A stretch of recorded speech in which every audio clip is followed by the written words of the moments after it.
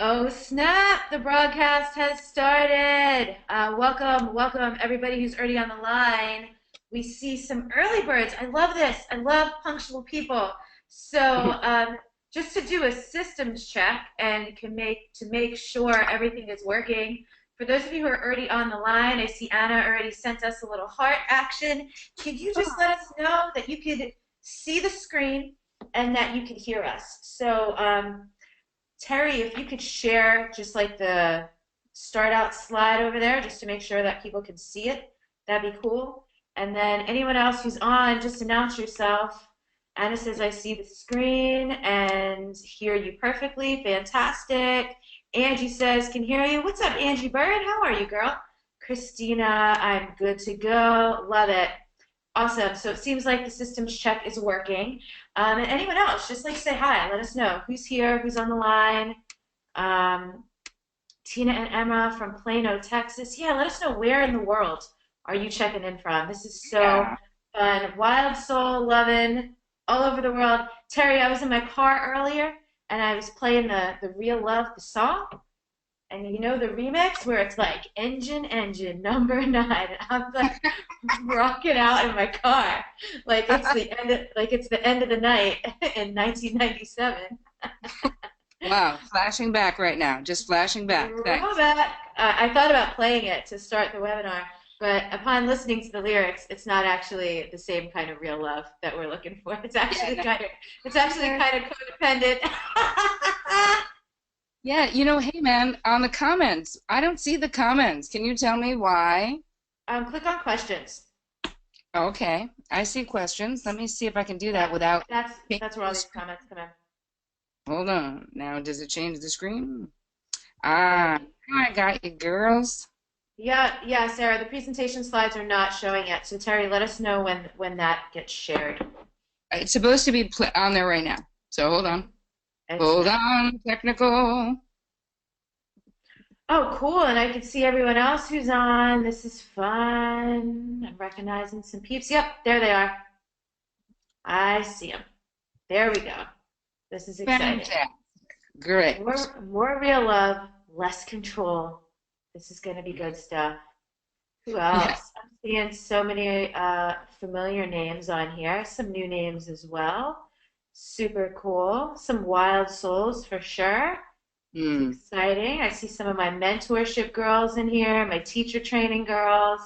This is great. I love you guys. I love your smart Damn, soul, girls. so great. Who else is on here? Yali says, I can't see you guys. Someone says, I can't see the screen. Someone says, whoops, I see them. Yeah, so make sure the screen is working now, you guys. So if you don't see it, just click around. Close out any other windows you have. It might be hiding behind something. That's something good to do anyway, just so you don't have any distractions. Yep. And this is a good time if you want to like take a preemptive pee, grab a glass of water, make Great. sure you have a notebook and pen, something to write with. We're going to send out the recording either way. I know some of you all will probably rewatch anyway. Marjolaine, of course, is super excited. You are always excited, girl. I love that about you. Oh, it's good stuff. So, all right, I'm going to ask for other people as we're waiting for people to come on. We got a couple minutes. Um, so, for those of you who are already on the line, I'm super curious. Has anything come up for you in your relationships since you listened to the podcast or before you got on the actual webinar? Um, you could just say yes. You don't have to like tell me what it was. But I noticed even myself personally, some extra juicy stuff coming up in relationships. It just happens. Yep, people are saying yes, yes, yes, yes, yep, yep. Patty says, I can't see you guys. So you're not going to see our faces if you're thinking you're going to see our faces. We put together some slides for this to really help you focus and take some notes. So you should be able to see a slide that says 3 ways for more real love and less control in your relationships.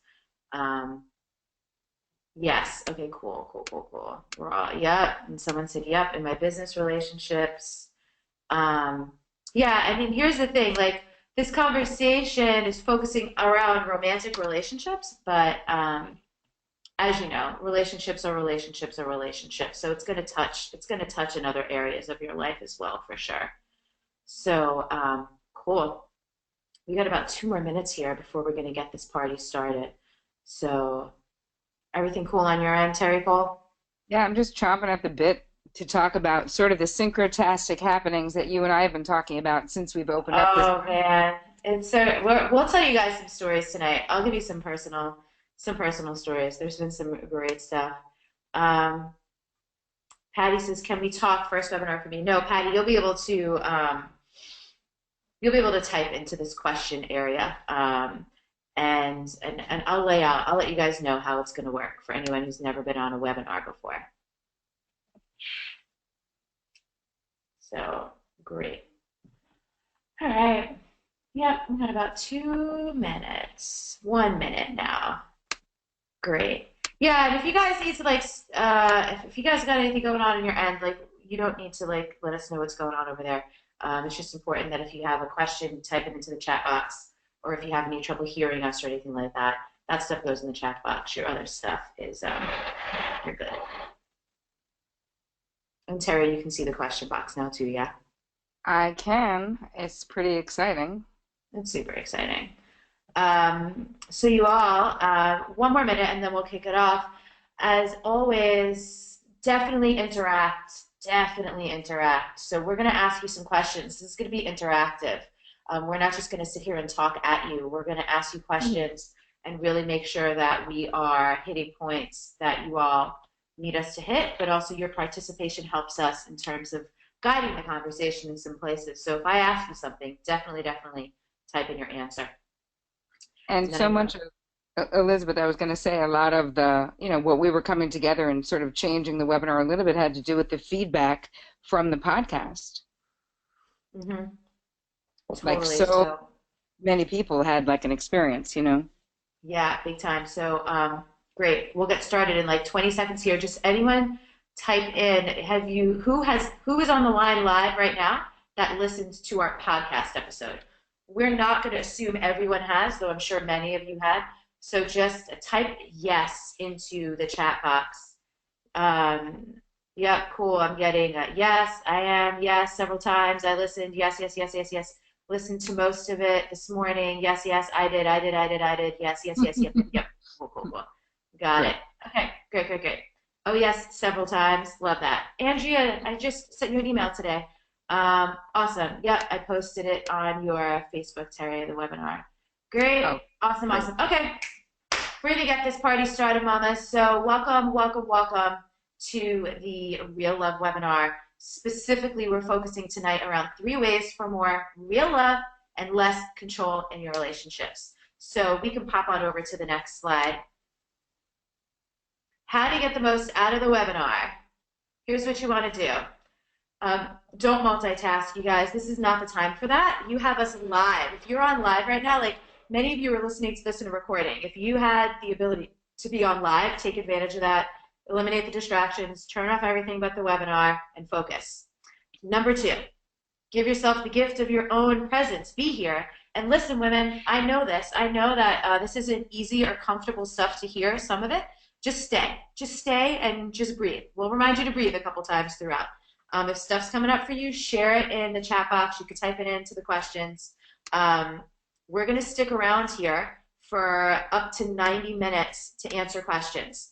Any questions we don't get to, you guys can join Terry's Facebook group. You're welcome to put them on over there. If you're in my Facebook group, you're welcome to put them on over there. So we're going to stick around about 90 minutes. We won't go beyond that because we want to be considerate of everyone's time. But, stay present and stay engaged here. I said this earlier, probably before everyone was on yet, but if we ask you a question, like for your feedback, answer it. This helps us be able to deliver and personalize this conversation to what you've actually got going on in your life, not just generalities. Cool? And number 3 is set your intention to come with beginner's mind and an open heart.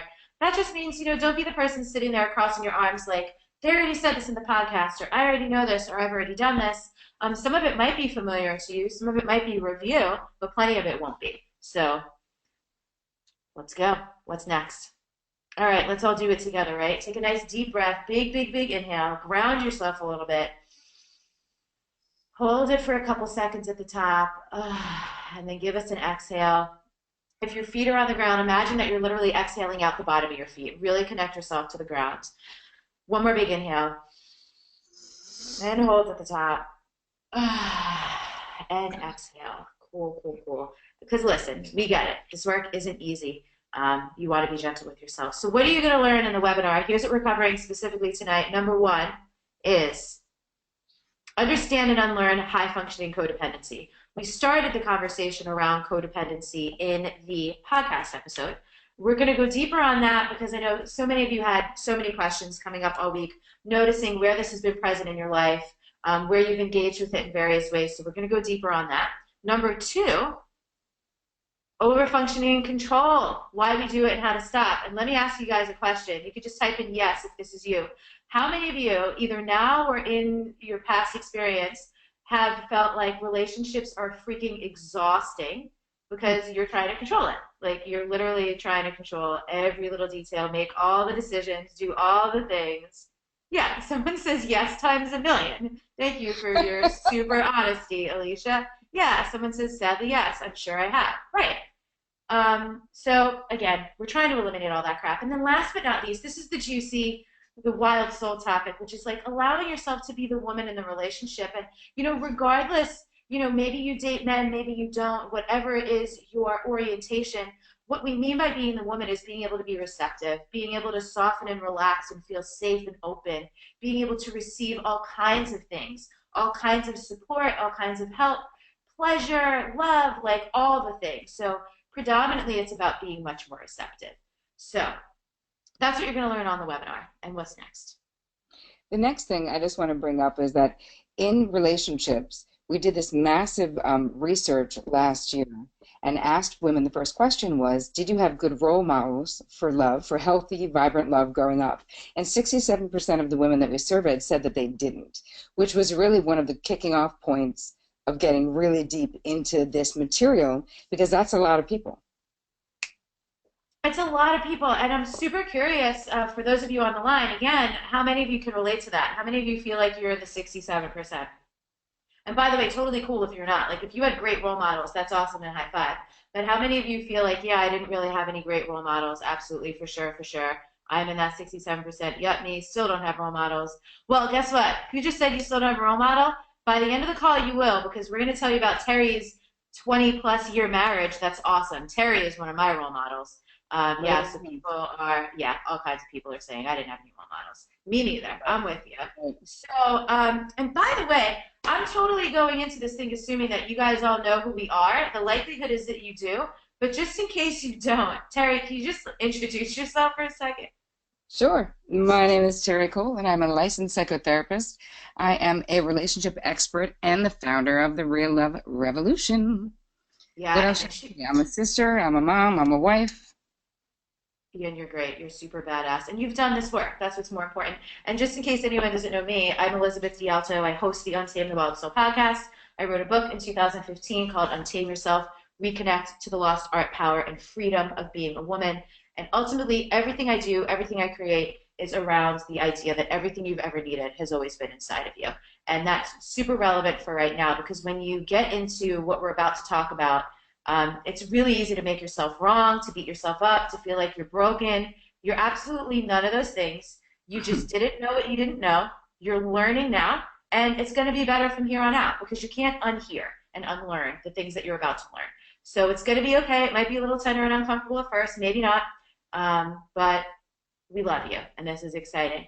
So we're going to start out with understanding and unlearning high-functioning codependency. So here's the first point. We can go to the next slide. Terry, so this is a review for, if those of you who listened to the podcast already probably already heard this, but for those of you who didn't, Terry, tell us, what is high-functioning codependency? How does it work, and what does it look like in practice? Well, let's start with just regular old codependency. Cool. So your garden variety of codependency, a lot of us know what this is, where you're in a relationship and you feel that what is happening to your partner is actually happening to you. So any problem they have feels like your problem. There's no appropriate separateness in the relationship. If they come home in a bad mood and you were in a great mood, suddenly your mood goes to shit, right? Yeah. So a lot of times, and in the 70s and 80s, it was popularized by Melody Beattie, who wrote a very popular book called Codependent No More. And so most of the time we would look at codependency in relationship to addicts, that women who were enablers were also codependents. But there's a different variety of codependency that I've discovered in my practice, and I did actually coin this phrase, high functioning codependency, because that's what I saw. My demographic, and I think, Elizabeth, you and I know that we have very similar demographics in that women who really are very high functioning, smart, talented, beautiful, amazing, and yet when you really get on down to it, the codependency that they were experiencing was almost like it was super covert. Does that make sense? Yeah, that's what I was doing. So right, so there's this sense of being superior where you get to be right. You feel like your partner is inept in a lot of ways, but in the end, you're still overfunctioning your ass off, completely exhausted, and feel that everything that they do still has this reflection on you, good or bad, and it's still codependency because there isn't the healthy separation. And why it's more sneaky is that it's just like the defense of intellectualization in therapy, where when people are very smart, it's almost like you feel like you're too smart to be codependent.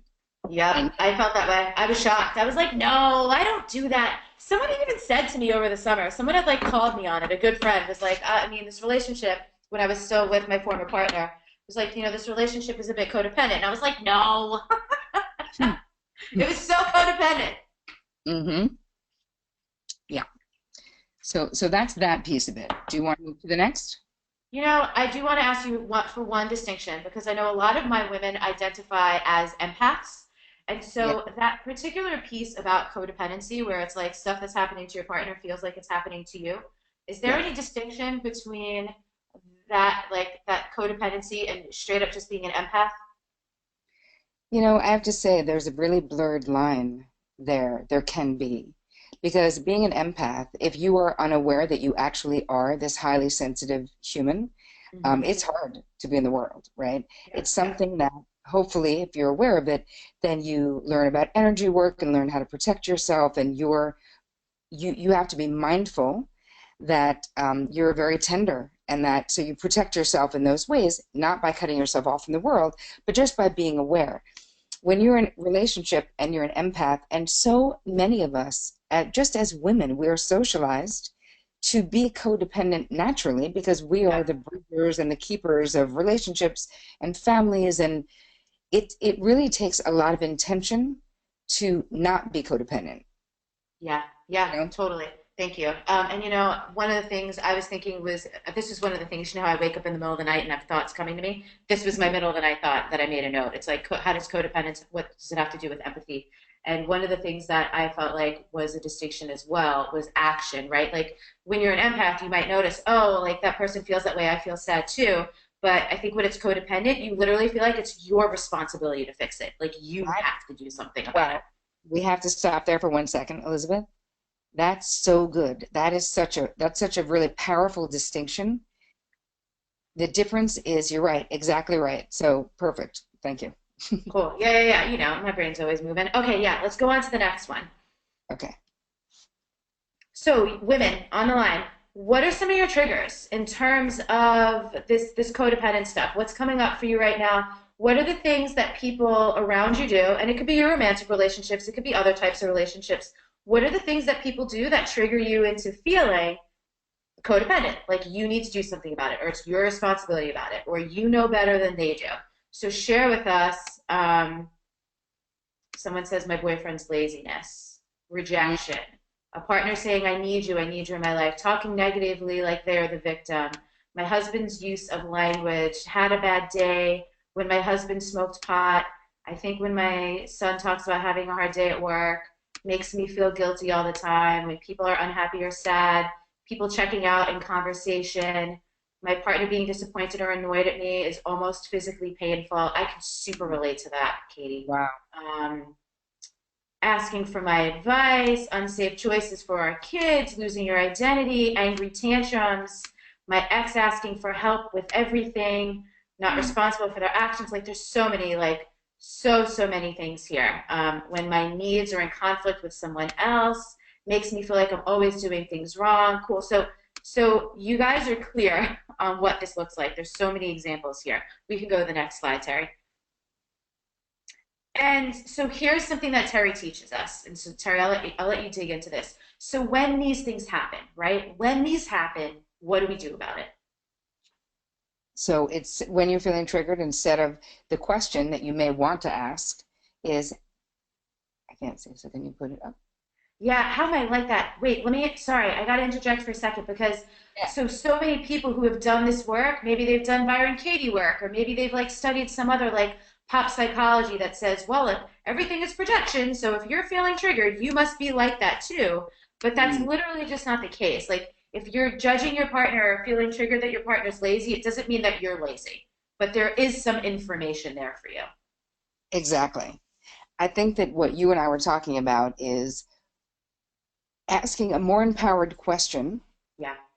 It's not how am I, because there's such a judgment, right, in making ourselves wrong about things. And when you get curious about why I would attract this, like what is it?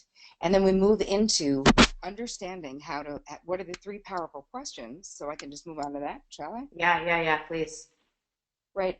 So much of the work that I do with clients so that you can actually uncover what's happening, where you get into a situation where it's very confusing of why you're responding a particular way. So there's three questions, and you guys can have them, and we'll put them in the groups and write them down. But it's something that I just did a live stream the other day, and people were having like these massive epiphanies just on these three questions. And the guy interviewing me was like, "Wow, I have to tell you, I just had this epiphany about my second grade teacher." And I was like, wow, this is great. This actually works. So the first question is, who does this person remind me of? So you guys, when you're in a situation that is triggering to you, or where you feel you get really pissed really fast, or you feel like you're going into that codependency fix-it mode, you're asking yourself, or just one last thing I want to say about this, a recurring situation, like something that Yeah. is eluding you in your life, or you find yourself in the same crappy relationship over and over, or with the same type of guy over and over that doesn't work for you, or woman if you're gay, you know. So the first question is, who does this person remind me of? And when you're asking yourself the question, really dial into that feeling, like right in the middle of your chest. So those of you who put up examples, you can close your eyes quick and sort of tap into that frustration or that familiar feeling when you're doing that. And who does this person remind me of? The second question is basically, when have I felt like this before, or where have I felt like this before? And the third question is, why is this dynamic familiar to me? When you start asking yourself these questions, I promise you, whatever repeated situation you find yourself in will start to get clear. So Elizabeth, for you, when you and I were sort of talking about this stuff, how did you use these questions in your own life, you know? Oh my God. I can't even tell you over the course of the last 4 months how many huge epiphanies I've had around why I was reacting to certain things the way I was and why I was staying in, I'll call it the codependent loop, right? Because I would be triggered, I just didn't know what else to do. And so I would go to my default. But once I had these questions, I was, instead of turning it in on myself, because that's what I would do. I would go, well, how, I would back to the question from the last slide. I would say, well, how am I like that? And go, well, I need to look at myself. If I'm attracting this, I must be co-creating it. And I was coming at it from that angle of, well, I must be dramatic or I must be this, that, or the other thing. Mm. Once I realized these questions, I was able to go, oh, in this moment, this person is reminding me of my mom. I used to feel this way all the time when my mom would do X, Y, and Z. So this is a dynamic that I've been in and out of for friggin' 25 years of my life. So Right. what I learned was that it wasn't about going, what's up with me that this is happening. It was about going, what like past stuff has happened that I haven't healed, that I haven't let go of, that I haven't addressed. And just for a moment, I do want to share you all. Obviously, you're here because we have some great content for you tonight. At the end of the webinar, we are going to tell you about a course Terry has. And I'm telling you that right now because I don't want you to feel overwhelmed, like you have to figure it all out in the next like 45, 50 minutes or an hour. You might not. Like there will be ongoing support available beyond this webinar if you're feeling like, damn, okay, a lot is coming up for me right now. So I just want to let you know that like it's okay and we got your back beyond the webinar if that's something that you're going to end up wanting, because this stuff is deep. And honestly, I've been in these inquiries for months now and I'm still having stuff come up and it's so useful, but I also have like Terry in my corner and some accountability so I'm not like spinning out every time this stuff comes up because it's big. Right. Cool. The chain, though, I just want to say something and then I'll move to the next, but when you get the answers to these questions and you're sort of the framework has changed from what it sounds to me, there's a blaming feeling when you're like, what am I doing to attract this? Seems like, ugh, like bad, like I'm wrong. In becoming curious and really becoming the observer in your life without judgment, really like wanting to get your PhD in yourself, it shifts it into, like you said, inquiry rather than judgment. And I think that that's really important. Like you guys, you are the way you are for a reason, right? I mean, Elizabeth, you are the way you are for many amazing reasons. So many of them you knew and so many of them we've uncovered recently. Yeah, and you know, Kelly just put in a comment here that's super relevant. So, what prior and unhealed experiences am I recreating? That's exactly right. And the reason Yes. why we recreate these things is so that we can heal them. And in some cases, depending on your backgrounds, it's like it's because there's like a trauma, like a blueprint. Literally, like Terry says, your downloaded blueprints. There's some kind of blueprint or an imprint that you have and you're going to keep having these same situations so that you can do something differently, which is the only way to stop having the same shit happening over and over again, is to see Yes. it and learn it. And so recreating it, you're not bad. It's actually brilliant that life and energy work that way. That goes, hey, here's another opportunity. And then you're like, all right, great. And so the rest of the stuff we're going to cover is going to show you what to do with this stuff. So did you have anything else on this one, Terry, or you want to go to the next one? You know what? I wanted, yeah, say something really quick. Another frame of looking at this is that the little kid inside of you is Oh, sort of looking for a do-over and is like, this time it's going to be different. And yet the truth is, because that's a child's mentality, it's like how you feel like if you have parents, like if I were better, they would be better parents. If, you know, my father wouldn't be an alcoholic if I was a better kid or whatever, how little kids have a certain way that they think about things. And when the adult in you starts really having this inquiry, you realize that without new information, new tools, new skills, there's no way to get the different outcome. Even though the universe never gives up on you, you'll keep being, energy will keep giving you the opportunity. It's like you need a new set of tools to actually create the new outcome. totally. All right. Yep. And so here's a well, someone just said something that I just want to address really quickly. Someone said, very interesting. I feel this is happening from a past life experience to heal abandonment and martyrdom, literally. So here's my take on past life stuff. Until your this life stuff is healed, I don't even worry about past life things. But listen, if that's what it feels like for you and that's how it's resonating for you, I don't care what lifetime it feels like it's from. If you feel like you're getting like an accurate reflection, then go with it. Um,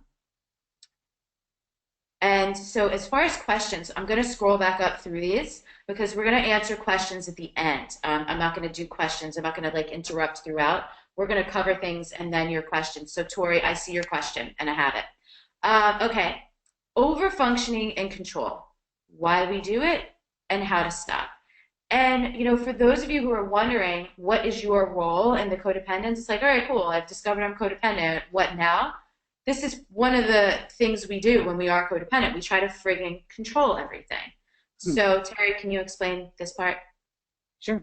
Well, who here, and you guys can put it right in the chat, feels like they overfunction in their relationships? Do you feel like you're constantly trying, like being like the line producer on a television show? Are you constantly trying to make sure everything is working out okay, that nobody is upset? Are you doing more than your fair share if you really think about it? And there are definitely reasons, of course, we will connect the dots back to childhood because we are the way we are for reasons. But you first have to look at the way you are and understand what you're doing. Yeah, we're getting a lot of me's, of course. Ding, ding, ding. Absolutely. Absolutely. Yes, every day. Yes, it's exhausting. Me all the time. Always. Me. Yes. More than half share all the time. I am when I don't have to be. It's residual from my previous marriage. Emotionally, yes. Yes. Like I'm the more responsible one. Yes. Constantly aware of it. Trained into me all the time. Always. Yep. Yes. I control everything. 100%. Like I could keep going. But people Yeah. are Oh, saying, wow. Tina is Okay. saying yes. Okay. So, so you ladies are well versed in overfunctioning and that you're actually doing it. Now let's move backwards to the why we do it, right? If we're moving into it's childhood stuff, and in the next slide we're going to talk a little bit more about it, but the childhood things are the reasons why we're overfunctioning. So you have to look at the way that you grew up. Now, Elizabeth, this is something in your own life, and mine too. We did it for different reasons, but is there anything you want to talk about with why you became this very, very efficient overfunctioner? Yeah. You know what? Someone had asked something that I will interject here because, someone says, does it always just go back to our parents? And here's the thing, unless you've already resolved all of your childhood stuff and looked at it deeply, yeah, in a lot of cases, and it might not just necessarily be your parents, but it will be like your upbringing, your conditioning, what shaped you, who were your role models and influencers. And so, yeah, for me, here's what happened. And Terry gave me the language for this. I was parentified at an early age, meaning that very adult things were shared with me at a very young age that, when you're like 6, 7, 8 years old or however old, an adult is talking to you like you're an adult, but you don't have any emotional competency for what they're sharing with you. Your instincts to, care for the people around you are still going to go in high drive. So what happened was I was treated as an adult. I mean, and I was smart and I was sharp, so it probably seemed like, my parents had always said things like, "Oh, she was like 3 going on 53." And it sounds cute, but it's not cute when then they're sharing adult things with me and I have no friggin' idea what it means. And then I'm just like not knowing how to respond. And I'm taking responsibility things that I have no idea. Like I have no skills, I have no tools, I don't barely even have any understanding. I just know that there's disorder, there's chaos, and I'll do whatever, my little self can possibly think of to care for it or to take care of it. And so my overfunctioning came from very inadvertently because would my parents have done this if they knew they were doing it? No. But like they Right, don't know what they don't know either, right? All they right. know is they have like this adorable little being who sounds like an adult. So what the hell? She must be. And Right. so, yeah, from a very young age, I felt like I took responsibility for things. I literally thought certain things were my job to do. Hmm. And it was just like an inappropriate level of responsibility for me to take at a young age. But like once I did it, I never stopped essentially until like 4 months ago.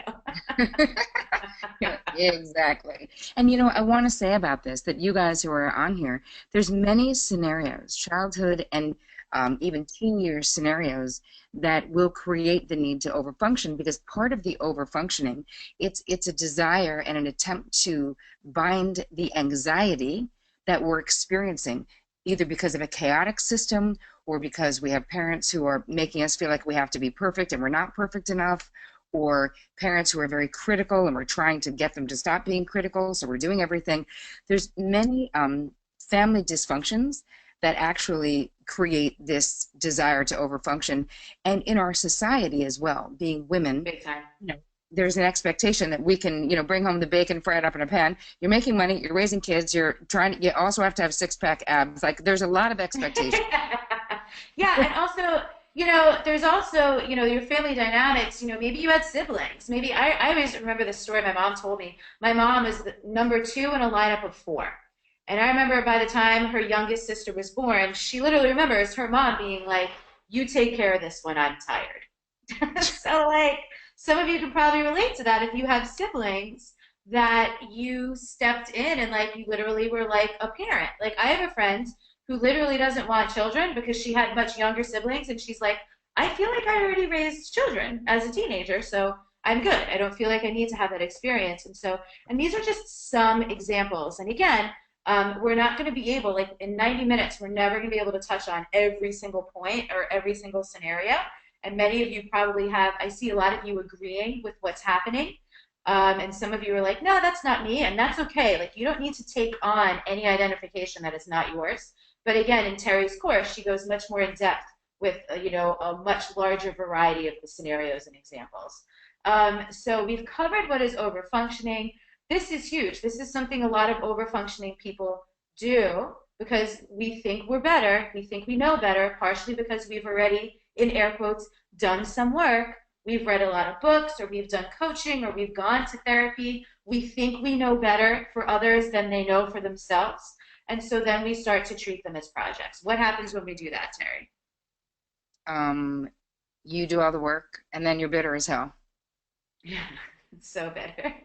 I mean, that's it. Like, you know what I mean? You treat them as projects. It's like I call it the broken winged boyfriend, where you're like, wow, I totally see your potential. It's so amazing, and I'm going to fix that broken wing, and then you're going to fly away. Yeah, and the other thing about this, you call this, I learned this term from you as well, it's a double bind because Mhm. you essentially you can't win because one of the other things that's happening is when you're in this space of treating people as projects, you're pretty much always on the lookout for what they're doing wrong, what they're messing up. And you're actually missing out on like what's freaking great about them, what they're doing right. They might be doing things differently than you, but it doesn't mean it's wrong. And so this is really a slippery slope because we engage in a lot of wrong making, and whether it comes out covertly or, I'm sorry, whether it comes out overtly or it's more subtle, people can feel that and it sucks. Like, if any of you have ever been treated that way, you could just type yes. Like, do you know what it feels like when someone thinks they know better than you and they're treating you like, their way is right? Like, did any of you have a parent like that? Like, that sucks because then you feel like you can't do any right. And so you're like, and what's the point? Why even bother? And once you get to that why bother place, that's really painful. Yeah, a Exactly. lot of people are agreeing. Cool. We can go on to the next one. All right, so you see it. This is more of going back to, because it all relates, right? Going back to that, does what's happening to them feel like it's happening to you? Terry, so what are the things we do? And maybe some of you might also answer who are listening. What are the different ways that we try to control and manipulate? Those of you who are aware of the ways that you do this, feel free to share them. I mean, part of it is we either just straight up give advice that no one ever asks for Yeah, and tell them what they should be doing that they're not doing in their life, in everything. yeah, But then there's other ways, and most of the time, many women are not that direct. So there's a passive aggressive way of communicating your displeasure with their choices. Um, but the whole thing is there's still a project in your mind because you're still, I mean, what is codependency at the base, is you are really just trying to control another person, which is not the same as loving another person. yeah. And thank you for saying that. This is not love, you guys. It might feel like it, but I just want what's best for them. And I know what that is. And it's And like, I well, know what that is. if they were your Yeah, child, perhaps, but and that's so common. We know this. yeah. Someone says, oh my God, I even found jobs for my ex, holding on to expectations, taking all the responsibility, constantly in a grumpy mood with them. I try to switch their language to be more positive. I see a lot of comments of people telling people what they should and should not do. Mm. Someone saying, telling my boyfriend not to spend money that I'll pay because I make more. Yeah, so it's really funny. I don't mind sharing with you guys, of course, because the podcast came out last week. This webinar was coming up. more of my own stuff is coming to the surface. I had a big breakthrough around something in my own life this week. And so this morning, I have a personal trainer, so I'm at the gym. And the first few minutes I got there, I was like, I was in a funk. And my trainer like comes over, he's like, hey, how are you doing? And I was like, shitty. And I'm not going to pretend I'm not. And I started like doing something. And as soon as I started moving my body, I had to cry. Like, and I don't hold in, I don't suppress my emotion. So I told my trainer, I'm like, listen, I got to cry for a few minutes. I'm fine. I don't need anything from you. I'm going to keep moving. I'm just going to cry for a few minutes and then it's going to be fine. And so I'm literally like warming up, crying at the gym. And my trainer, he's so great. He's like this 26-year-old dude. He's super lovely. He's like, do you need a hug? And I'm like, oh, definitely not, because then I'm just going to lose my shit. So, so again, like the sensitivities around this stuff, it's real. It's real stuff. It's real stuff. Wait, can I say something about that just for one sec? Yeah. I just love that, and of course, I just love you. But your unabashed commitment to allowing yourself to feel what you feel is so. It's just great. That's all. Thank All you. right. Oh, and you know what? I went on a tangent. Here's why I was telling you about my trainer. Because then he asked what was going on, and I told him about the podcast and the webinar and all the things, and he was like, oh my God. He's like, I almost broke up with my girlfriend because I felt so underappreciated. And then I realized it's because I was doing all these things she didn't even ask me to do. And that's like the epitome of codependency, right? You're like, I'm going to do all these things nobody asked me to do. I'm going to be the best girlfriend ever or the best partner ever, whatever. And then like no one thanks me, no one notices because no one friggin' asked you to do that shit. Yes, and wait, the pit of desire for appreciation, right? I always say to my clients, hey, there's not enough thanks in the world that will ever fill that pit because your drive is not from a real place of wanting to give. It's from like a funky place that's still sticky. Totally. And Sarah asked, what if you don't realize or know how you're trying to control situations? Sarah, we're going to talk about some more things, but if you're still not clear on that, I highly suggest Terry's course because sometimes it does take, there were so many things I didn't know. Like I literally didn't know I was doing that she really helped me with. So that's a good question. I don't know that we're going to be able to answer that for you on the webinar though. So keep paying attention. Maybe it'll come up, maybe it won't. Cool. Right. Great. All right. Terry and I last week, as we were starting to plan out after seeing like what was the response to the podcast topics, what we should be covering in this webinar, this was one of the biggest points that we came up with. So Terry, I'm going to let you go off on this. Why aren't all the red flags red? Because, and what that means is, why doesn't a warning sign go off if you are someone who's from a dysfunctional background or an abusive background? How is it possible that you keep being attracted to and in relationships with men who seem perfectly gentle and nice and kind, and 4 months in they reveal that they're also violent? Why wasn't there a red flag? Now, the red flags, when you have a childhood experience of whether it's chaos, whether it's being parentified, whether it's violence, the red flag that would go off for someone who didn't have that experience won't go off for you, because for you, love and violence, or love and being overly responsible, or love, whatever happened in your childhood, those things got intertwined incredibly early in your life. And so the job is to untangle them so that love can exist in your life without the pain. The only way to stop attracting that same experience and to recognize the red flags is to take the unconscious material, and we'll talk more about this, but the stuff that's in your unconscious or your subconscious mind of what happened in your life, and bring it up and out into the light. Because we can only talk things out or act them out. And so if you never talk out what actually happened and honor it, you'll just continue acting it out. Yeah, and so I'll give you guys an example of this. In my upbringing, no one ever hit me. Like, I mean, I might have gotten spanked a couple of times in my life, but physical abuse wasn't a thing for me. So if I was ever in a relationship and someone was physically violent with me, which has never happened, but that would have been an immediate red flag for me. Like that would have been like, oh hell no, I'm out. Like no like fool me once, shame on me, fool me twice, shame on you. Like there wouldn't be a second opportunity for that. However, because I did grow up in an environment where there was a lot of violent communication, things like criticism, yelling, emotional outbursts, people being mean to each other, that had been normalized for me. I grew up with that. So that not only did it not register as a red flag or an unacceptable behavior for me, it actually felt normal, familiar, and like family. And Mm. so I have been in a couple of relationships with people where that's how they behaved. And I just took it because I thought that was just normal. But now I see and I understand like not normal, not okay with me, not what I desire in a relationship. So hopefully that clarifies.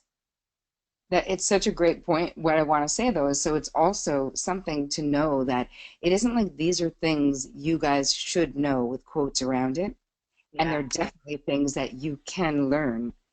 But we are products of our environment. And of course we make changes, but that is what your normal was, which is why you didn't have the red flag. Yeah, totally. And someone is asking, this is an important distinction. Feelings in general, anger, talking about how you feel, having arguments, always having to be positive and happy. I'm not sure, Jennifer, if you're saying that's what your upbringing was like. Just in case you're thinking that's what we're saying, we're not.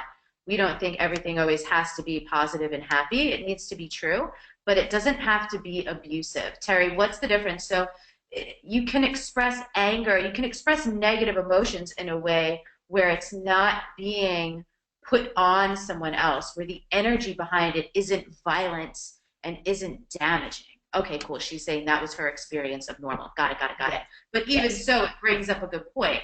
How to healthfully express things without directing it at other people or turning it in on yourself, right? Yes, but all of that, and this is something that I've helped, I mean, I want to say thousands of women in the last 20 years learn, is effective and assertive communication. Truthful, honest, kind. How do you draw boundaries with ease, grace, kindness, love? How can you stay lovingly attached to the people in your life and draw boundaries? How can Yeah. you express anger and still be respectful? And of course, you can do those things. And I didn't learn that from my home. I learned that in 30 years of therapy. Do you know what I mean? Like, we have to find other teachers, you know? Totally. And that's actually one of the reasons why I love you, Terry, so much. You know, my women know I talk about courageous conversations all the time and boundaries. Like boundaries is core to all the wild soul work, right? But in order to set boundaries, you need to know where you actually need them. And that's your work. And I know that's what you help people with in the course as well. So I think we can go to the next slide. Okay, you guys. Allowing yourself to be the woman in the relationship. I think the next slide has a question on it, right? Okay, tell us, in what ways do you not feel like the woman in relationships, whether it's your current relationship or a relationship that you have been in, and or how do you feel like you have to be in your masculine all the time, right? So if anyone needs any clarification on this question, let me know. But essentially, how do you not feel like the woman? How do you feel like you have to like, and we're using these broad strokes and traditional terms, right? So whether it's you feel like you have to be the breadwinner, have all the responsibilities, make all the decisions, make the plans, take care of all the things. Okay. Someone says I always have to make the decisions, had to make all the decisions in my marriage, taking responsibility for everything that matters. When shit doesn't get done, then I have to do it. Feel like I always did the planning and initiating everything but sex, to be the breadwinner, planning everything, making all the decisions. I feel uncomfortable with traditional gender roles because I was raised in a very conservative family, which means I get weird about boyfriends paying for me or doing other traditionally meant things. I'm the instigator, I'm the initiator, I'm in charge. I dream of being swept off my feet and wooed. I'm the one who gets shit done, makes decisions. I feel like I need to articulate my needs so blatantly and unconsciously equated that with not being the woman. I need to plan and organize everything. I feel like I have to be the motivator, but my partner isn't unmotivated. Yep, things need to get done. My ex doesn't take care of me. I have to do everything. Action, action, action. Yeah, like there's tons of answers here, and a lot Mhm. of them are very similarly. It's essentially coming back to like planning, taking care of all the things mentally, emotionally, physically. It looks like a lot of stuff you guys feel like you have to do it and needing to be in control. Got it. Okay. Wow. All right. So here's the fun part. What would you like to be experiencing instead? Like, what do you need? What would you need to feel more like a woman? And there's some examples here on the slide. But what would that look like for you? And again, it doesn't have to be if you don't relate to like male female polarity, that's totally fine. But to feel like you could be more receptive, think of it that way. Someone says, yeah, no, babe, I'll take care of that. Initiating sex, doing things around the house, things handled without bitching and complaining. A man who can recognize the divine feminine, man to take charge so I can relax, respect. I just want my husband to show his love for me and support me, space and acceptance to express my feelings, awareness without having to be in the details, more my needs taken care of, seeing that I'm stressed, trusting my intuition, someone else thinking long term. There's so many great things here. Oh my Cool. God, there's so many great things. Okay, so what's on the next slide? Hold on, sorry, I was busy looking at the things. Okay. I know. So what to do about it? Terry, I'll riff on it too, but you go first. How do we allow ourselves to be more receptive? Part of it is really understanding our part in how things are organized right now. That you're 50% of the dance that you're doing in your relationship, and you're 50% and only 50% of every relationship in your life. So, what I really will teach you to do is look at your 50%. We feel forced, we feel like, well, he's making me do it, or I have to do it because no one else will, or whatever. But you have to look at what is motivating you to overfunction in the way that you are. Because in the allowing, in the stepping back, and there's a whole processes, of course, that we talk about in doing this. Like, how do you even just bring it into your relationship in a small way?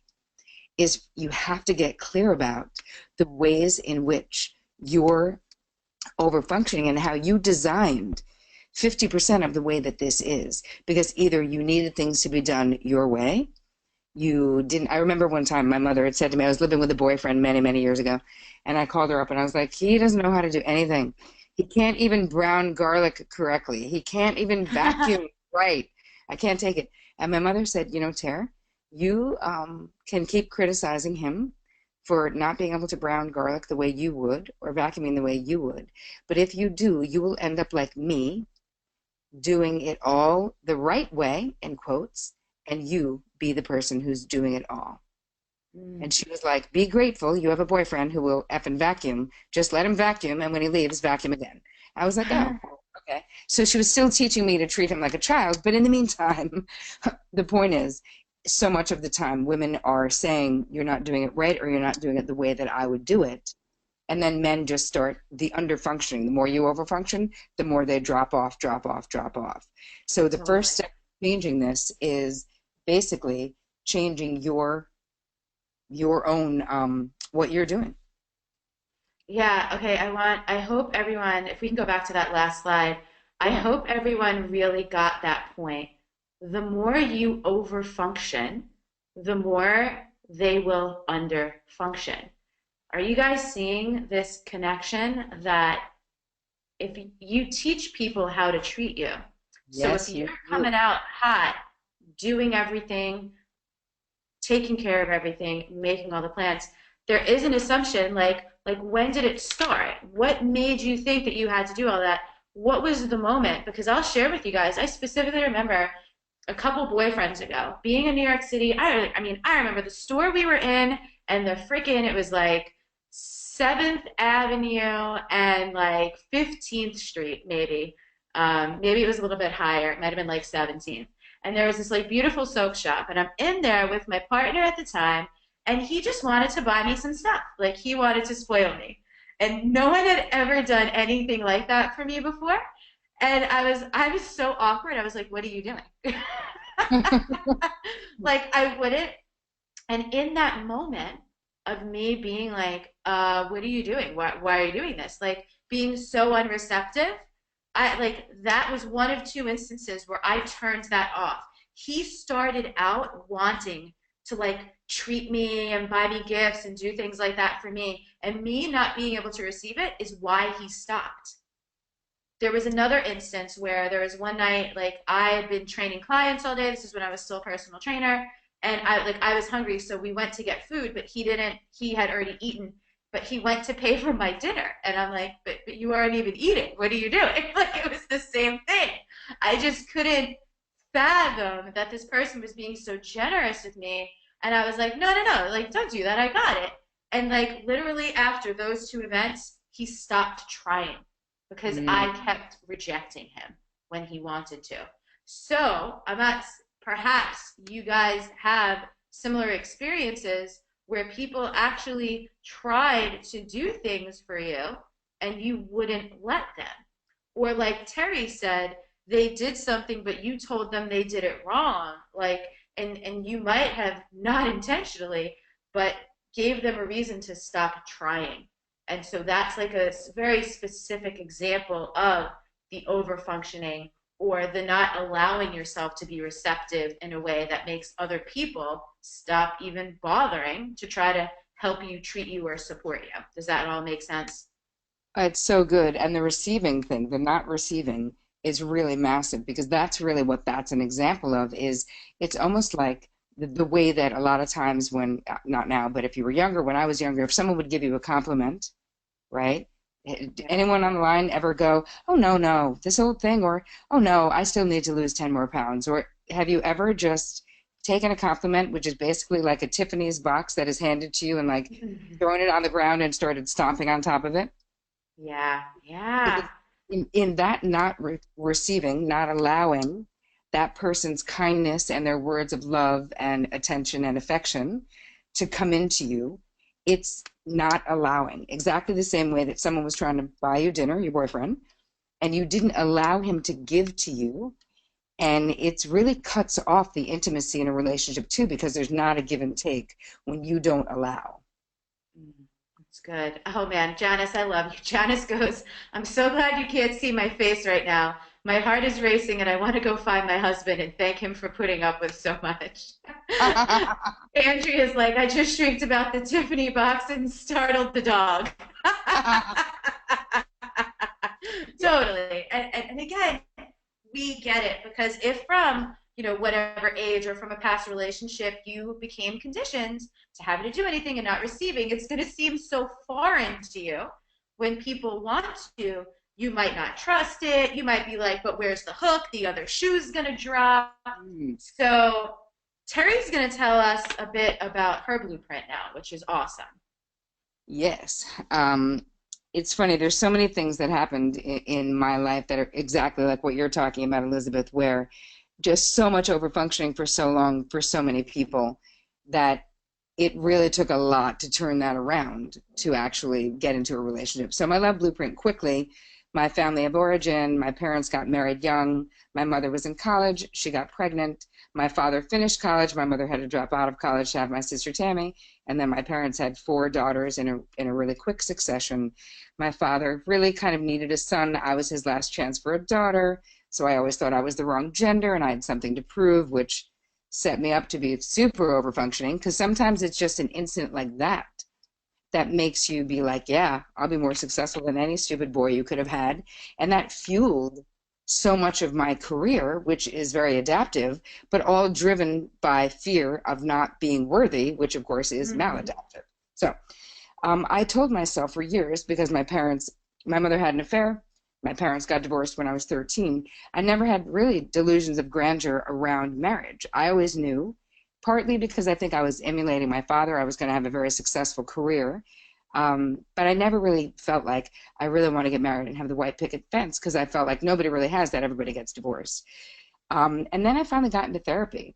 The downloaded blueprint for my mother was that men are people to be managed and that they actually don't like you can't relate to them as an equal. That to me, marriage looked kind of crappy. My parents, there wasn't violence. There was high functioning alcoholism. That's another frame, term I coined because it's true, right? You're not in an alley, but you're still, my parents were very waspy. My dad was a waspy alcoholic. And so marriage didn't look great to me. My mother's message was get an education, make your own money so love can be a choice and not a need. So I spent the next, 20 years in therapy. I was a talent agent. I had this fabulous career happening. And yet I really, in therapy, finally, after many years, had what I consider my aha moment. Here's your favorite slide, Elizabeth I D'Alto. love this picture of you. You're like, I got I was like, it. oh my God, thank God. What the aha moment was the me revealing my downloaded love blueprint in therapy. So before this moment, I thought that that's the way love actually was. I thought that men were people to be managed and that it wasn't possible to have an equal relationship. After all these years in therapy, realizing where that information came from, where those limiting beliefs originated, I finally had the aha moment that that was true for my mother and her mother, but it actually didn't have to be true for me. And I became like obsessed with the notion that I actually could have the kind of love I really wanted. And again, it wasn't necessarily that I wanted to be married. I just wanted my person. I just wanted to have a healthy relationship. So I basically spent the next X period of time figuring out what that is. But it was about 6 months from when I realized I had this downloaded blueprint until I met my soulmate, Victor. Oh There my he is. God. All right. Can I just brag on you and Vic for a minute? Yeah. So I went to a retreat with Terry and her husband a couple summers ago, and I had met Vic at a wedding, but like a year before that, but I'd never spent any time with Vic. I didn't really know that much about him, and I was just like, oh my God, this is possible. It is possible to be with a man who takes care of you, and like the amount of things I watched Vic do for Terry during that time. And Terry like gets shit done. Like she is a badass, like in her own right, and still she was able to receive like he was prepared, he was checking in on her, he was just like taking care of business. And I remember saying to my partner at the time, like, oh cool, finally because my partner and I would like just honestly say to each other, like, I've never had a good role model for a relationship, and you, nope, me neither. And we were like, hey, cool, you know what? We finally have some. So literally, you guys might have been my first relationship role models ever, and that was 2015. So, Oh my God, you're so cute. I love that. have I never told you that before? No, not really. We're Oops. revealing something. I'm glad it's Now, being recorded. now you know. So in allowing, the question is, how did I allow it, right? How did I recognize Vic when I wouldn't have recognized him when I was 25 because I hadn't understood my downloaded love blueprint. And it really was in connecting the dots backwards. And so I wanted everyone, I became obsessed with every client I've ever had doing that, getting that. I was like, you don't have to keep here. Okay, there's my cute family. So keep in mind he was married and widowed, and these were three teenage sons. So I just inherited everyone, no stretch marks. It all worked out. I had an Insta family. They had me. It was perfect. Okay, so there they are. They're still very cute, although that's pretty old. Moving over here, what I realized is that I could stop repeating what I was doing, which was getting involved with unavailable men who lived in Europe. So I had all these relationships with people. I don't know this part of your story. This is great. Sorry, Oh keep my going. God, really? And I was in total denial that it was the same as basically dating my father because he was physically in the house but like not present at all, right? Said probably 40 words to me before my parents got divorced when I was 13, and I'm not exaggerating. And yet in my mind, the people I was falling for were these loving European, they were so verbal and affectionate, but they lived in Greece or they lived in Germany. And then finally, through therapy, my therapist was like, oh, hey, P.S., those guys are still unavailable because they live on another continent. So, and I'm laughing because so for those of you I hope listening are also seeing how it doesn't always look exactly the same, right? Which is another reason why the red flags don't register as red, because the context is different, but ultimately it's the same shit. Cool. Yes. Got it. Yes, and if you're looking at it, the way that my therapist at the time, super brilliant therapist, helped me understand what was happening is that the end result was still me feeling super unsatisfied, Yeah. unseen, unloved. It's the same friggin' thing, just for quote unquote different reasons. But what we have to look at, it's the same way that I say to clients, don't tell me what this guy is saying to you. I want you to tell me what he's doing.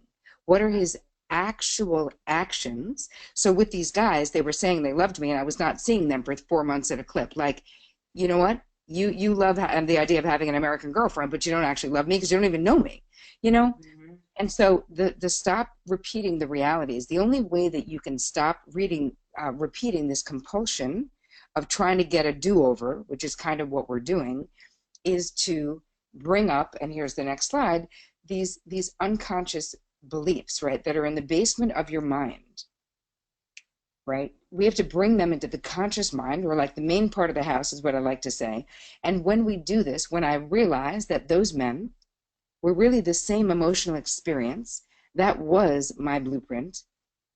When I realized that I didn't want to date my father or end up with my father because the end result was me feeling unseen, unloved, and frustrated, I was able to connect the dots, and suddenly this compulsion to repeat these unsatisfying relationships left my experience.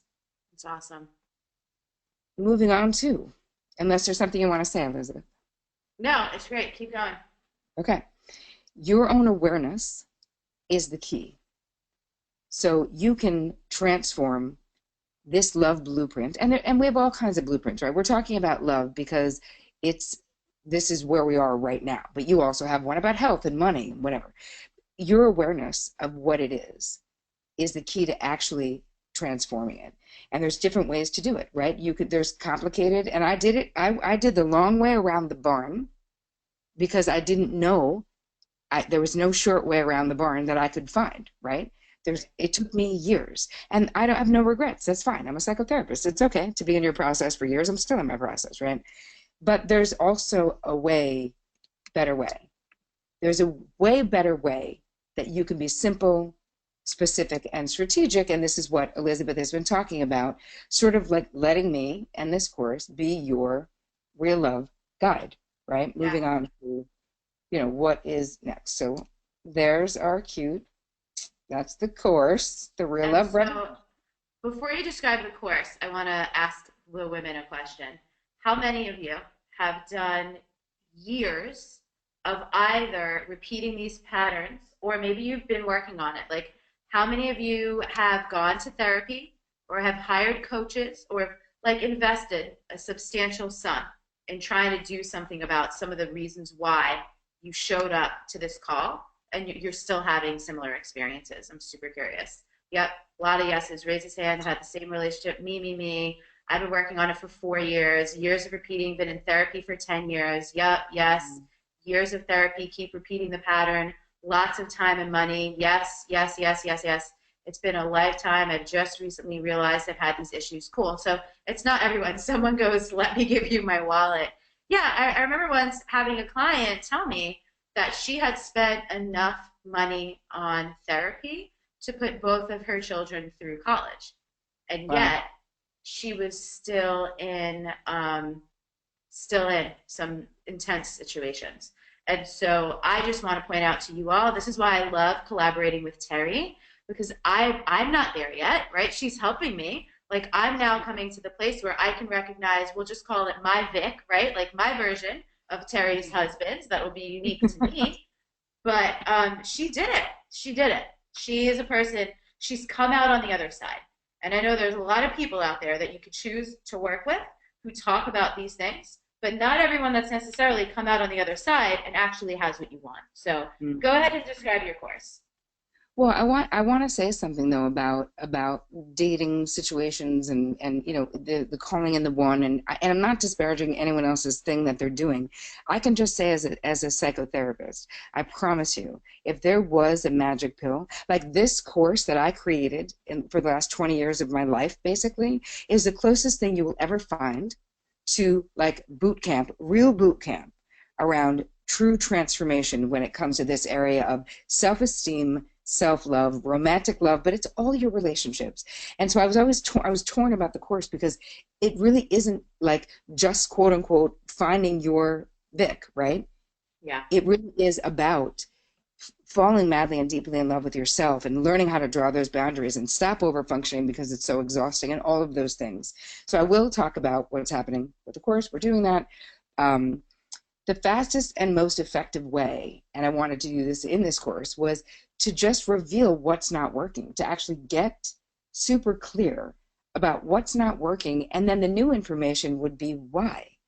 Because many of Yeah. you are probably really aware of, and Elizabeth, like you were sort of in your last relationship, like you were aware of what wasn't working, but you couldn't figure out why or how to make it Yeah. work. Yep. And moving into the second thing, which is just getting rid of all the crap. And it's processing it, not suppressing it, um, not doing a spiritual bypass on it, right? Not being like, if I just love enough, it's going to be better. You know what I mean? It's not that. It's like we have to honor it, and then we're getting rid of the old baggage. And then we rewire these old neural pathways in our brain, which we've been conditioned. The things you do in a repetitive way, that's what a neural pathway is. It's like an indentation in your brain that gets created for a lot of reasons, but one is habitual thought patterns and habitual behavior patterns, right? So what we want to do is create new behaviors, and you have to do that by basically getting new neural pathways. And you're basically rewriting whatever isn't working in your love life right now. And it doesn't mean if you're in a relationship, this isn't about you have to end it, because you don't. No. But you are the one who has to change the dance steps. Like every relationship is a dance. So you have to change your steps, and I promise you, your partner will change theirs because they'll have no choice. You know, if you're doing the bump and they start doing the hustle, somebody has to stop doing the bump. Like you can't do the same old thing. Wow, is that like the most dated like analogy ever? It's totally fine. We get it. Elizabeth's like, what's the bump? I Anyway, actually was like, what's the bump? But it's fine. I do know what the hustle is. wow, that sucks. You're so young. All right, we're moving on to pillar number one. Just All right, bitter, so right? wait, you guys. So again, this is something else I love about Terry, and those of you who know me for any length of time know that I would only ever support something that A, I believe in, I trust the person, but that it's set up in a way to be effective. So I love that Terry has these like 5 pillars, and it's like super clear, and there's a framework, so you know what you're working with. So okay, keep going. Yes. And it's something where each pillar we cover for 2 weeks because this is deep material. And I will give a disclaimer right now. This is not a therapy group. It just isn't. This is like a master coaching group, yes. But there's no way that online we're actually doing quote unquote therapy. But Cool. these are theories and techniques and downloaded blueprints that have been tried and true in my practice with single people over the past 20 years. So I know that they work as long as you're motivated to do them. Anyway, the first thing And is when you, you say single people, you mean like individual people, not yes, yes, people I'm not in a sorry. Yeah, relationship. Cool, cool. yeah, Just making sure. yeah. Yes, like private practice, I meant to say. Got it. So in pillar one, for those first 2 weeks, we're going to see what is in your downloaded love blueprint. So each person has a totally different thing in their blueprint, which again is why there's no one size fits all. You're going to learn how your childhood experiences impact the way you feel about yourself, your worthiness, and basically your lovability. So it's Awesome. not just your parents, it's siblings, it's kids in school, it's cousins, it's other people. And the last thing for week one is you're going to do a deep dive into your past to uncover where you may have developed these blocks. And that is really more about self-esteem and self-worth. Yeah. And so for those of you I've been seeing some of the questions, and don't worry, we're still going to get to Q&A in a few minutes. Oh, yeah. Um, a lot of you have been going, how, the whole time. This is the how. It's built into the course. Keep going. Yes, I promise we'll get to that. Pillar number two is self-knowledge, right? So the first is self-awareness, because you need to know what needs to be changed to change it. The second is self-knowledge, and you guys are all super individual. So we have to unpack all of your past romantic relationships, right, to discover any of this stuff that's unresolved. This material, because this unresolved crap is charged. And when it's charged, it informs behavior in a way that you either are unaware of or perhaps don't want it to. The second thing we're going to handle in this pillar is you're going to identify your habitual dysfunctional love patterns. And that's not just from your family of origin, but it's in looking at that past relationship stuff. Yeah. And then the last one is we're going to recognize your hidden resistance, because resistance is really, really sneaky. And it shows up like, wow, I'm really tired now. I'm going to do the integration homework later, next week, P.S. never. Do you know what I mean? Like, Yeah. Anyway, you know what I'm saying about resistance. So we talk quite a bit, and we do have accountability, because it only works if you actually, work it, as they say in the rooms. That's true. All right, moving on to pillar three is self-acceptance, because you can't change anything from a place of denial, and you can't change anything from like the false memory drawer of like, it was great, I had a fantastic childhood. We all, there's no blaming of parents in this course either, P.S. We all just go under the assumption that your parents did the best they could with the consciousness they had at the time. But we have to be in total acceptance of what the experience really was and how it impacted you. So we redesign your downloaded love blueprint to basically be aligned with how you want to feel and what you want to create in your life. And you can only do that from a place of like being where you are right now. And then this is a big thing that we do here is we flip the script on negative self-talk and negative thoughts, habitual negative thought patterns, because they are creating these really deep neural pathways in your brain. And I'm someone who, I didn't even put the word affirmation in here, because usually they're just so, for me, they don't really work. I feel like it just seemed like me saying a false statement. So I figured out a completely different way of doing affirmations based on how the person wants to feel. We're going to be doing some desire mapping in here as well, because Danielle does a special thing for the course, so it's great. By the way, so yeah, those of you, anyone on here, two things. Anyone who knows Danielle Laporte, like, I hope it ups Terry's street cred for you that like me and Danielle Laporte are both doing this course, and we're like, Terry Cole is our freaking go-to homegirl on this. I also want to let you know, related to pillar number three, that in the last couple months that I've been working with Terry, I have had some of the most incredible breakthroughs with my family, and some of the most amazing conversations with my family, and I've received some of the most incredible apologies from my family and my ex-partner, literally because I've just been doing my own work. It's kind of like what Terry said earlier. If you change, like, they have no choice, and it's literally all been sparked by the work I've been doing on myself. I literally, in one case, didn't even have to say anything to one of the people, and they came to me. So there's an enormous energetic aspect to this work as well that's like not quantifiable, but off the charts. Keep going. So good, though. I have to say something about that, about the energy piece, that there is so much, and we actually are having every single week, we're having different energy exercises from one of my closest friends, Lara from the Lara Touch, who is an energy person, because energy is so important. But Elizabeth, when your energy changed through the realizations, the aha moments, the processing, everything started organizing differently in your relationships. And it's true. Totally. And is why this course is really about you guys and what needs to change in your life. If it's getting a relationship, great, those things happen, right? If it's making your relationship better, if it's realizing maybe it needs to end, that's okay too. But it impacts every part of your life, not just your romantic life, because it's all about you. Yeah, totally. All right, pillar number 4 is self-compassion, which I have to say that even with women doing this work, there is a lot of it missing. How do you draw boundaries, right? Drawing effective boundaries with love, with ease, with grace. That's so major, and what people need to learn. Curing the people-pleasing syndrome, right? Having the disease to please. Feeling like you always have to say yes. How to get rid of that auto yes. Allowing yourself to say no. Stop doing crap you don't want to do, and you'll have so much more energy for yourself.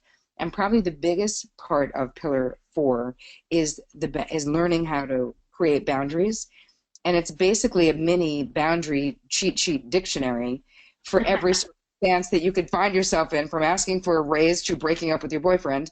Because so much of the time, clients would come to me and say, I was right there. I was totally going to say something, or I was completely going to break up with him.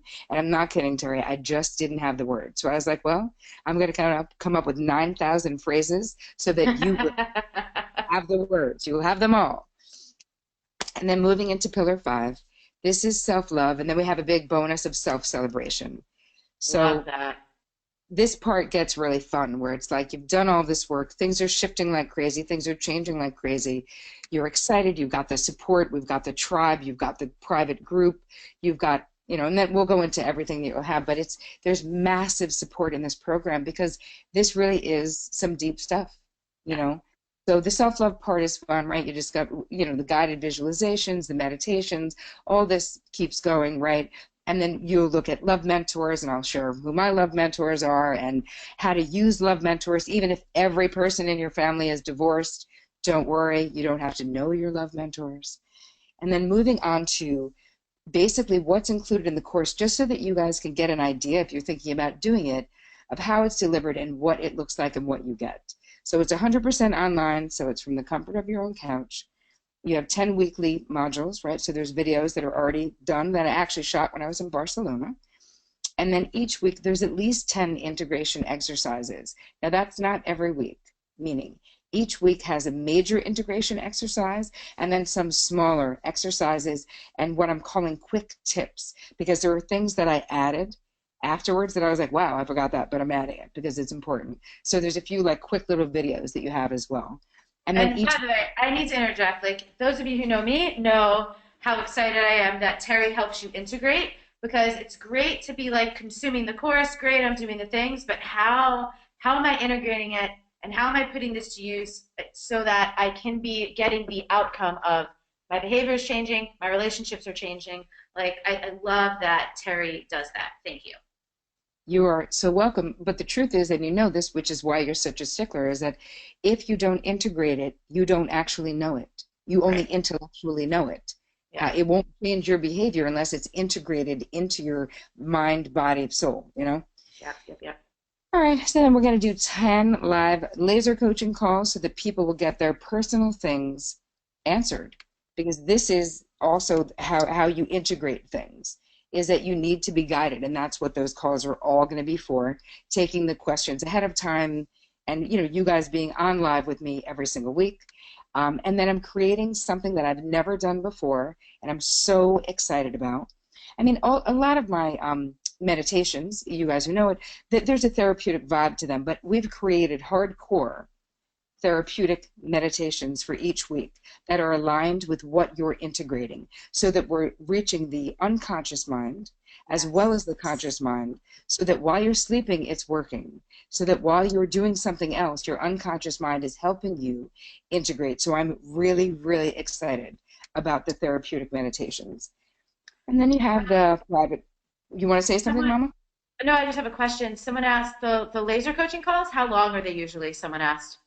They're 60 minutes minimally. Sometimes they're longer. Cool. Just checking. Yep. And then we have the private Facebook group, which is curated in a similar way to yours, seeing as how you gave me the rules and regulations. Thanks, Elizabeth. You're welcome. And then a million other bonuses, and from lots of different influencers. Tons of people are giving us things, which we'll talk about. Wow, that was a lot, you guys. It was good stuff. It is. I feel like, Elizabeth, part of it is we're friends for a reason. We started working like this together for a reason, and every person on this call is here for a reason. So whatever your reason is, it's valid. And if this resonates with you, it's something that you want to really think about sort of doing for yourself. So if we move into what does relationship, what is the cost of all of this, Moving into relationship coaching, I mean, Elizabeth, you and I were talking about how expensive this is to do. So I literally have a friend who is a relationship coach, and people pay her anywhere from like $6,000 to $18,000 for 1 year. 1 year. And I don't mind telling you, I have a few friends who have worked with her who are still like in struggle town. And I'm like, I don't want to be like, I wish you knew that Terry Cole had this course because you probably would have been better off. Exactly. All right, so we're moving on to what are the other things that they're getting if they do it? Okay, so listen, which by the way, that last slide, that was like what some other things have costed, right? Like therapy over time, relationship coaching. That's not the investment for this course, so don't Oh freak my out. God, Um, no.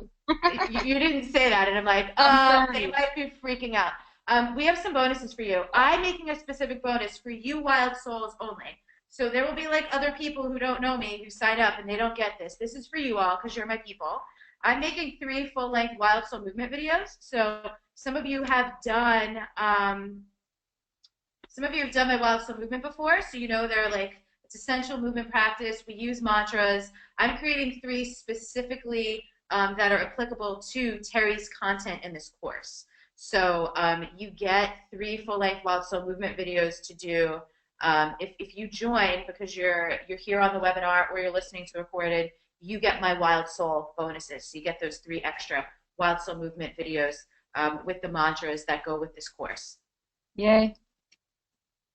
And you also get a bonus from me, which is 5 group video calls. In addition to the 10 with the whole group, there's going to be a smaller group that was sort of like early adapters because really no one else, I mean, Elizabeth, no one else is even, it's not even open except for right now, Wild Soul people. And we're going to be doing 5 group calls, which is going to be more of a deep dive for personal stuff so that every week people will be sending in whatever questions, whatever struggle, wherever you are, and I'll be specifically hitting that on that additional hour that we'll be spending together. There'll be 5 of those, so there'll be 1 hour per each pillar for you guys in particular. It's awesome. Thank you. Sure. And then you want me to tell this one? Oh, this is a juicy bonus. So Danielle Laporte, some of you know who Danielle is, are doing a crash course in desire mapping and also sharing some of her own personal love stories and love stories from her students. Essentially, how do you apply the desire map to love and relationships, right? Yep, that's exactly Super what it cool. is. And we also hit some white hot truth stuff in there from her new book, which is not out yet. And she's gifting everyone a digital form of desire mapping. Like, there's a whole bunch of things that she's giving as a package, just really just because she's a supportive friend and she's taking the course. And, you know, as she says, her life changed from these principles. And that is very similar to you, Elizabeth. Yeah, and you know, this is what again, Terry would never tell you guys this, but do you guys know that like it's Terry Cole? Like a lot of us who you read our blogs, you read our books, you listen to our podcasts, like guess who's behind the scenes helping us with our stuff? Terry Cole. So, That's a true story. All right, he's your should we talk about investment, shall we? yeah. People are so many people are asking, how much is it? Just friggin' sign me up. There you go. Yeah, you guys, it's 9.97. It's not even $1,000. Here's the deal. Like we told you earlier, not only what you could pay, what some of you have already paid over the course of time on therapy and coaching and a variety of other things, not to mention the things that you spend money on when you're trying to dull, numb, and avoid your feelings of being in more shitty relationships, alcohol, shopping, trips, like anything to make it stop. So honestly, Terry could be charging 3 or 4 times this much. But one of the things that I love about her is she wanted this to be accessible. You know, not everyone can afford a $10,000, $15,000 friggin' relationship coach or a matchmaker or whatever. So the investment is $9.87. You can pay in full, or also, I know some of you have mentioned like, I hope I can afford this. She created this payment plan where you could split it up. Like, so I want you to understand, it's a 10-week course, and she's gonna let you pay it off over the course of a whole year in 12 payments if you want to. Yep. So these are your 2 options. You could pay in full $9.97, or you could do $97 a month, and you get all of the things. And I want to be clear, it's not just, you know, when you think about making these investments, sometimes people are just looking like, well, what do I get? I get this many videos, I get this many things, and they're like counting. But what you get is the outcome. What you get is the results. What you get is healthier, happier relationships, figuring out your downloaded love blueprint. Like all the things that we said were involved earlier. You get to recognize the red flags. You get to set the boundaries. You get to say no to these things, change your behaviors, heal from your loved ones, your childhood, like all these things. It's like friggin' endless. It starts on February 1st, right, Terry? Yep. And also, it didn't say this anywhere, but they get lifetime access, right? So like, even if people don't tune in real time, they still get all the stuff will be like recorded and they can have it forever, right? Of course. Cool, cool, cool. Yes. Oh, and you guys, we're giving you one more bonus. So here's the deal. Because I'm obsessed with integration and I really want to make sure you get it, when the course is over, just for you wild souls, not for the whole community who joins, because hundreds, probably thousands of people all over the world are going to be joining this course, not Hmm. just from my community, but from other communities, from Terry's community. Um, but just you guys, we're going to do an integration call at the end of the course. And we're doing it at the end because we want to go, what happened? How did it Right. go? What came up? What do you do now? Right? Because sometimes you get to an end of a course like this and it's like, great, now what do I do? So that's why we have one more bonus call for you guys. Someone said, just to be clear, this is only for women, right? Yes. Cool, cool, cool. Yeah, only for women. So super safe space. And again, Terry and I adhere to the same guidelines when it comes to holding our space for our people. So here's the deal, you all. On the next slide, we're going to give you the link to sign up if you want to sign up right now. By the way, yep, there it is. untameyourself.com/real love. If you type that in right now, here's the deal. That integration call, that's for the action takers. So like you got to sign up right now. We're about to start Q&A. We'll answer questions that you guys have, and we're coming up on the 90-minute mark. We'll go a little bit over it because we don't mind. But if you sign up right now, that extra integration call at the end is for you. So if you're not on the call live, you still get the Wild Soul Movement videos, but that integration call is for like right now. So you see that little timer that says 15 minutes? That's kind of like your little timer to get that extra integration call because I'm just going to be honest with you. On my end, I'm doing that to ethically bribe you to just bite the bullet and dive in because so many of you know you want to and you know that you can. So that's what the deal with that is. But for those of you who are scared, that's the point of giving you like one little extra action taking bonus is to go, hey, be scared, but do it anyway because you know you want to. So, all right, are we ready for questions or what? This was great. Yes. Thank you. First of all, Terry Cole, thank you so much. Thank you for sharing your wisdom and your brilliance and all these things. So, Oh. what questions? So, those of you who are still on the line, what questions either about the course or about anything we talked about here that we didn't quite get to? Type in your questions now. There were so many, and you guys Yeah. answered just so many things. It would take me forever to find them. So, please just like re-enter your question now and we will answer. I think we'll stick around for another 13 minutes like it says here. So does the flexible payment plan include the 5 exclusive group calls with Terry? Yes, yes, yes, Yes. yes. The only thing the payment plan doesn't include is the bonus call with me and Terry if you don't sign up right now. That's the only thing. Everything else that was listed, all that stuff is included. That's the only extra little if you sign up now bonus, Diddy. Um, okay, so here's a question for you, Terry. I know I'm codependent, but how do I know I'm controlling something when I don't know I am? Well, awareness, right? So how do you know you're controlling something if you're making a suggestion when no one's asking for your opinion, if you're making a unilateral decision in your relationship, you know, like you're controlling something if you are taking control of it. So think about your relationship. Who's making the decisions? Who's paying the taxes? Who's paying the bills? Who's that's controlling things, right? Deciding where you're going to eat, what you're going to eat, what's happening with the kids if you're married. Did that answer, do you think, Elizabeth? Yeah, and I'll also add something, a little nuance around control that I noticed a couple of years ago. If you don't trust, you're probably controlling. Because Right. literally trust is the opposite of control. If you trust, you don't need to control things. So if you're in a situation where you don't trust the person or what's going on, the likelihood that you're employing some form of control is probably high. So good Yeah. question. Jess wants to know, when are the calls, Terry? The calls that go with the course? Friday?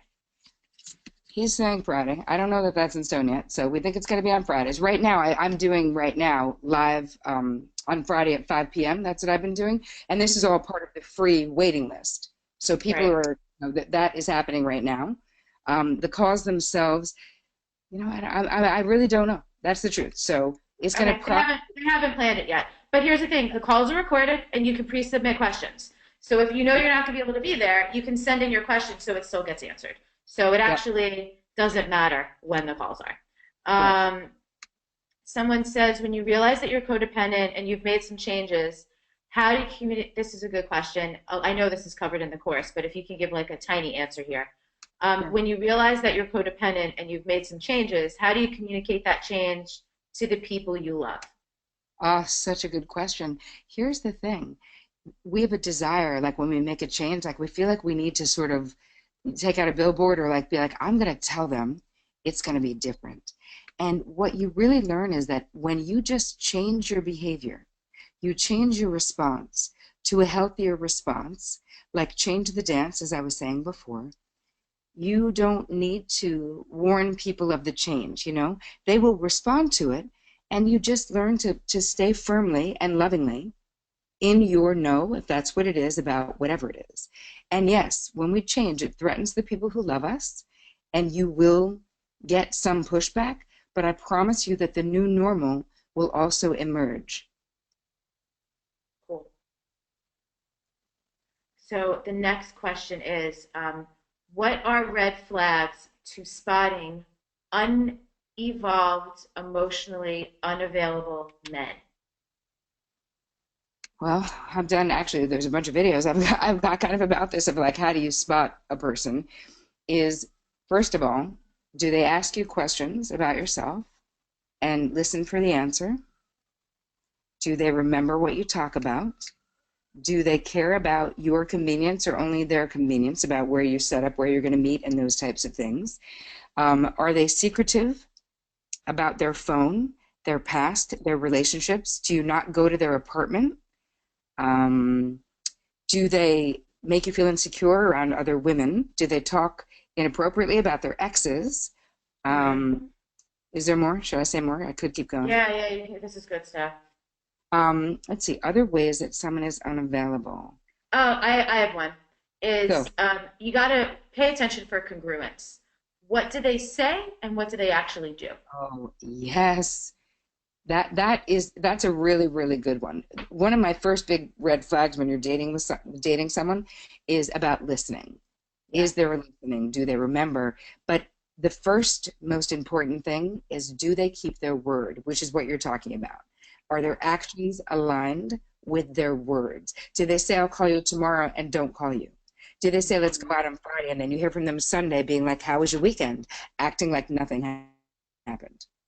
Yeah, yeah, huge. And also too, like, what's their self, like, who do they think they are? Like, who do they actually think they are? But who do they actually show up as, right? So pay attention to the things they say, to their opinion about themselves and other people, but then how do they actually show up with themselves and other people? You learn a lot about people by watching their behaviors, not just listening to what they say. Right. And especially if you're dealing with a narcissist, Yeah, because which there's a lot of grandiosity and impressing, and yet they don't come through for you. They'll make all these promises and don't keep them. There's a lot of yeah.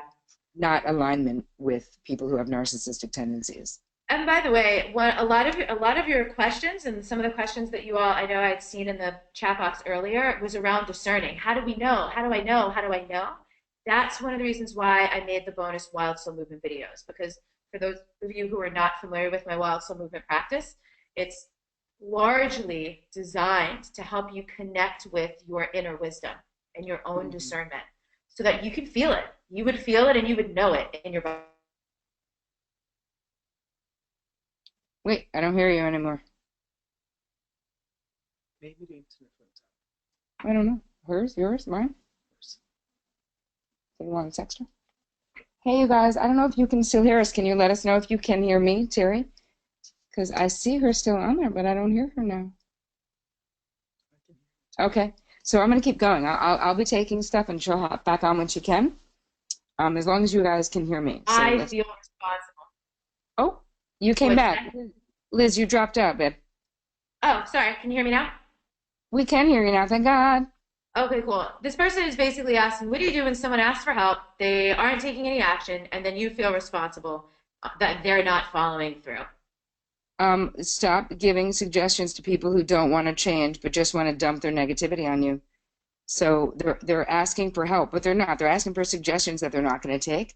So instead of doing, and I understand being a nice person, because that was my whole life for many, many years of doing that. Once you realize that that person, that first of all, that there's a codependency to your behavior in feeling like you have the answer for them, because really only they have the answer for them, just like you have the answer for you, is you could say to them, what do you think you should do? You know, Yeah. I don't know. I really don't know what you should do, but I'm sorry that you're in pain. I care about you, and I have no doubt that you're going to figure it out because you're the only one who can. Yeah, yeah, cool. Yes, that's great. Um, Here is a cool question.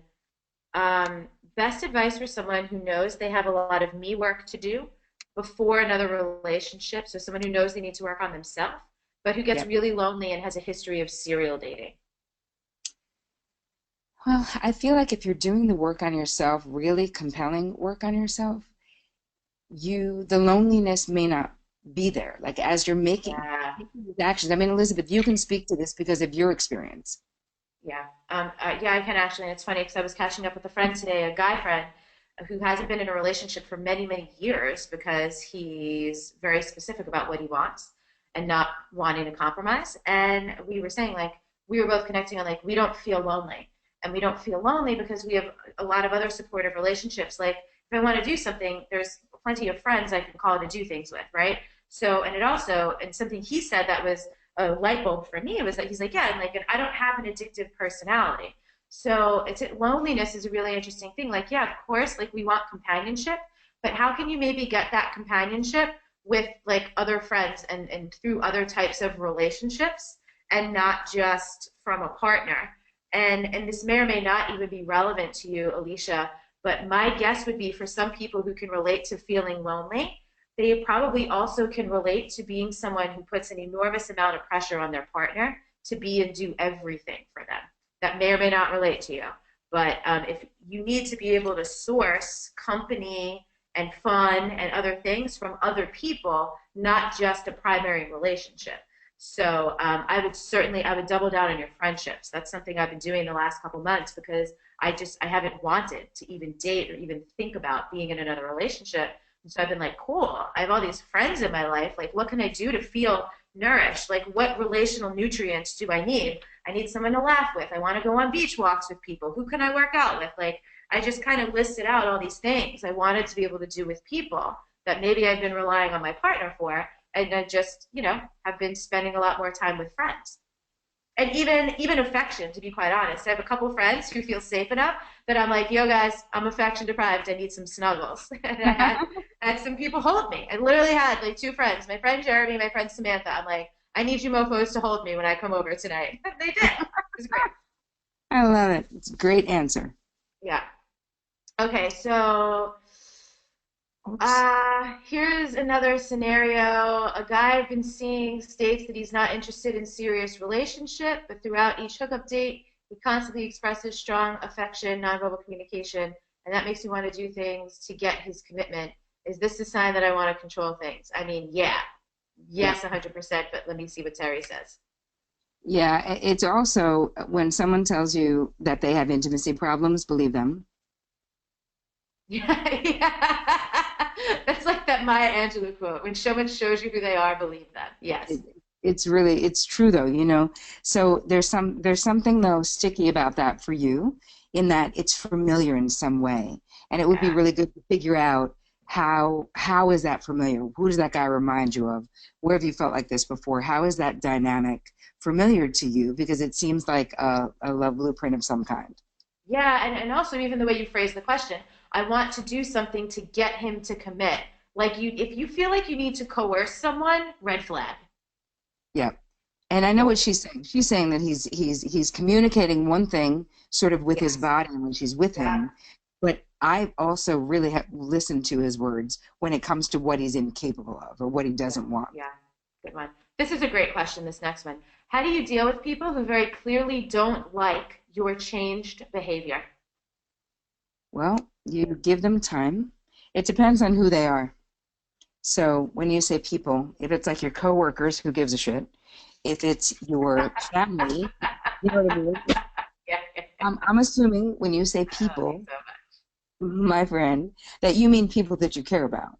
Yeah. And that could be family members or whatever. It's okay. Here's the thing. It's like a novel concept that it's okay that they don't like it. And you can still love them and they can not like your new behavior. And I promise you, they will eventually get used to your new behavior. The Listen, new oh, my whole normal, family has. My whole family has. And yours too. I know we've talked about this. oh yeah, they just deal. And it's scary to differentiate. That's what it's called therapeutically, where you do something different in the whole family. You know, I upturned the whole apple cart by getting sober when I was 21. The whole family was like, oh my God, because of course they were all a bunch of alkies. It's like, and they all came around, and I got almost all of them into recovery over the many years. But it's scary to be the one who breaks out. And yet, if you're doing it for yourself and not to spite anyone else, you have nothing to feel bad about. And you just have to be okay with them being uncomfortable until they're not. Yeah. Oh, this is a technical question about the course. Someone asked if we don't sign up tonight, when is the deadline? It'll be open until the beginning of the course. So the actual cart itself will open, I believe, on the 17th. There'll be other webinars and other things that you guys can come to if you want to hear other things about it. Um, and then the cart will close the day before it begins, which is whatever, how many days are there in January? It's that day. Uh, 31st, January 31st. Cool. So you have Yeah, till January 31st. Yeah, and I know people get paid at different times. So sometimes it's sure. just a logistical thing. And by the way, guys, it said this on an earlier slide, but I want to remind you, those of you that are signing up who are from this webinar, because you know me, you have to forward us your receipts, your confirmation email to hello@wildsoulmovement.com. This way we know who you are and we can send you the extra Wild Soul Movement videos. And I'll be posting a lot of reminders about that. Amy says I'm in. Thank you so much. That's So awesome. excited. Amy, welcome. Done. Pruse is done. Signed up. Loving the collaboration between you two wise women. Love that. Oh, Prue's also in my mentorship. It's going to be super complimentary to the mentorship, Prue, for sure. Jess I'm Grippo. Yeah, girl. We're going Oh, to dance Jess. all the new dances. Someone says, I'm in. Sarah says, done and done, ladies. Cool. Yeah. So all of you remember to forward me your emails. I'm going to make those Wild Soul Movement videos. I'll also get them to you by the beginning of the course. Yay, Um, Jennifer. Yay, Trish. I'm seeing all these lovely people. This is awesome. Yeah, you all, this is our year. And like, I'm right there with you. I'm going to be doing this stuff with you. I can't wait to see who, like, whether it's your current relationship that's transforming or like the people that you're available to meet now. It's going to be super, super fun. And so I know the time ran out on the timer.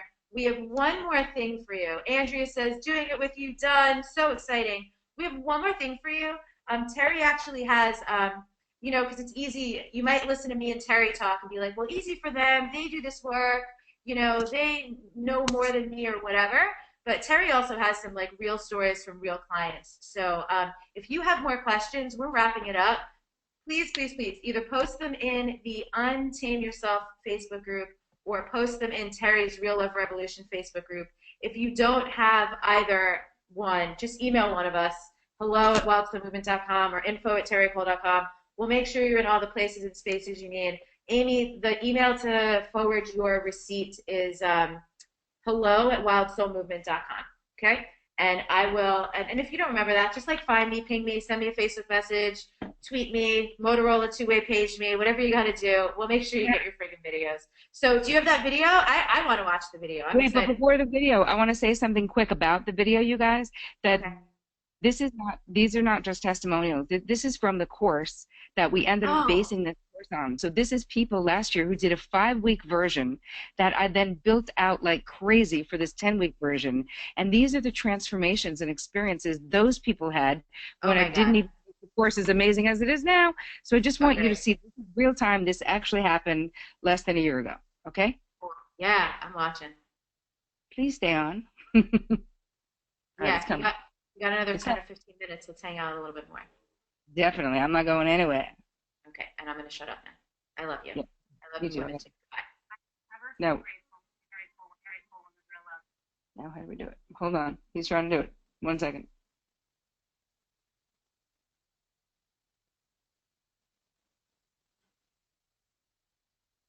It's coming. That's what. We got this. We're really good at a lot of things. Tech is not always one of those things. My women know that. No one is surprised. So do I need to take this my off? first and my plus one. Is it working? I'm ever so grateful to Terry Cole of the Real Love Revolution for helping me live my dreams. Not only finding my first and my plus one, my partner in crime, but becoming a mom and creating a life with that partner. I would recommend this program to any woman anywhere in the world who is looking to live the life of their dreams. Once I decided to flip the script and I had done the actual work of the Real Love Revolution, shortly thereafter, I met my person. I knew very early on in the relationship that it was going places. It felt very easy. And then in March of this year, we found out that we were expecting a baby together. I'm Danielle Laporte, and I'm a writer, I'm a philosopher, I'm a hustler with heart. She's peeled me off the street sometimes, and you know, that street of grief and confusion, and you just always want Terry's take on the situation, because clarity is when you have that capacity to see and to analyze and to dissect and to name it and to claim it, and to do that rooted in love. I mean, that is a very rare combination. If you see her in person, there's this luminosity about her, and I think that that shine can only happen with that skill and compassion. That's the light that she has. Yeah, it's beautiful. She is actually educated, and she has worked with high-level celebrities. She's worked with addictive personalities. I know she's worked with like superstar business people and single moms. Terry Cole is so awesome that when I am in my depths of despair, the worst time of my life, and I need like a stress cigarette, she actually stood out in the cold with me, and I'm like having my stress smoke, and Terry's like sitting there, standing there with me, talking me through it. Terry is a real love person. You know, her relationship that she has with her husband is, for a lot of us, aspirational. How she is just deeply accepting of who her person is at his core, how she is consistently and constantly encouraging him, and she does all of that in that relationship without losing herself. Do you want to have a fulfilling relationship? This would be a great idea. You know, do you want to stay locked in your loneliness or your terror of intimacy? Do you want to keep repeating patterns and family of origin shit and get locked down in the same grid with the same kind of picking the same person over and over again? Like, then you don't have to do this. Or do you really want to know what real love is?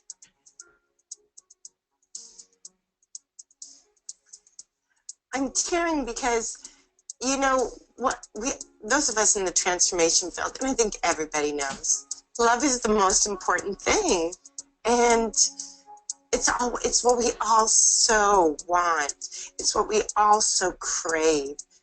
And I remember calling her and being like, I can't do this. I need help. Like, this is just, I'm not doing it well. I'm losing. I'm not being the person I want to be. And she just, like I said before, she has this way of just saying, okay, let's pause. Like, it's not as bad as you are seeing it.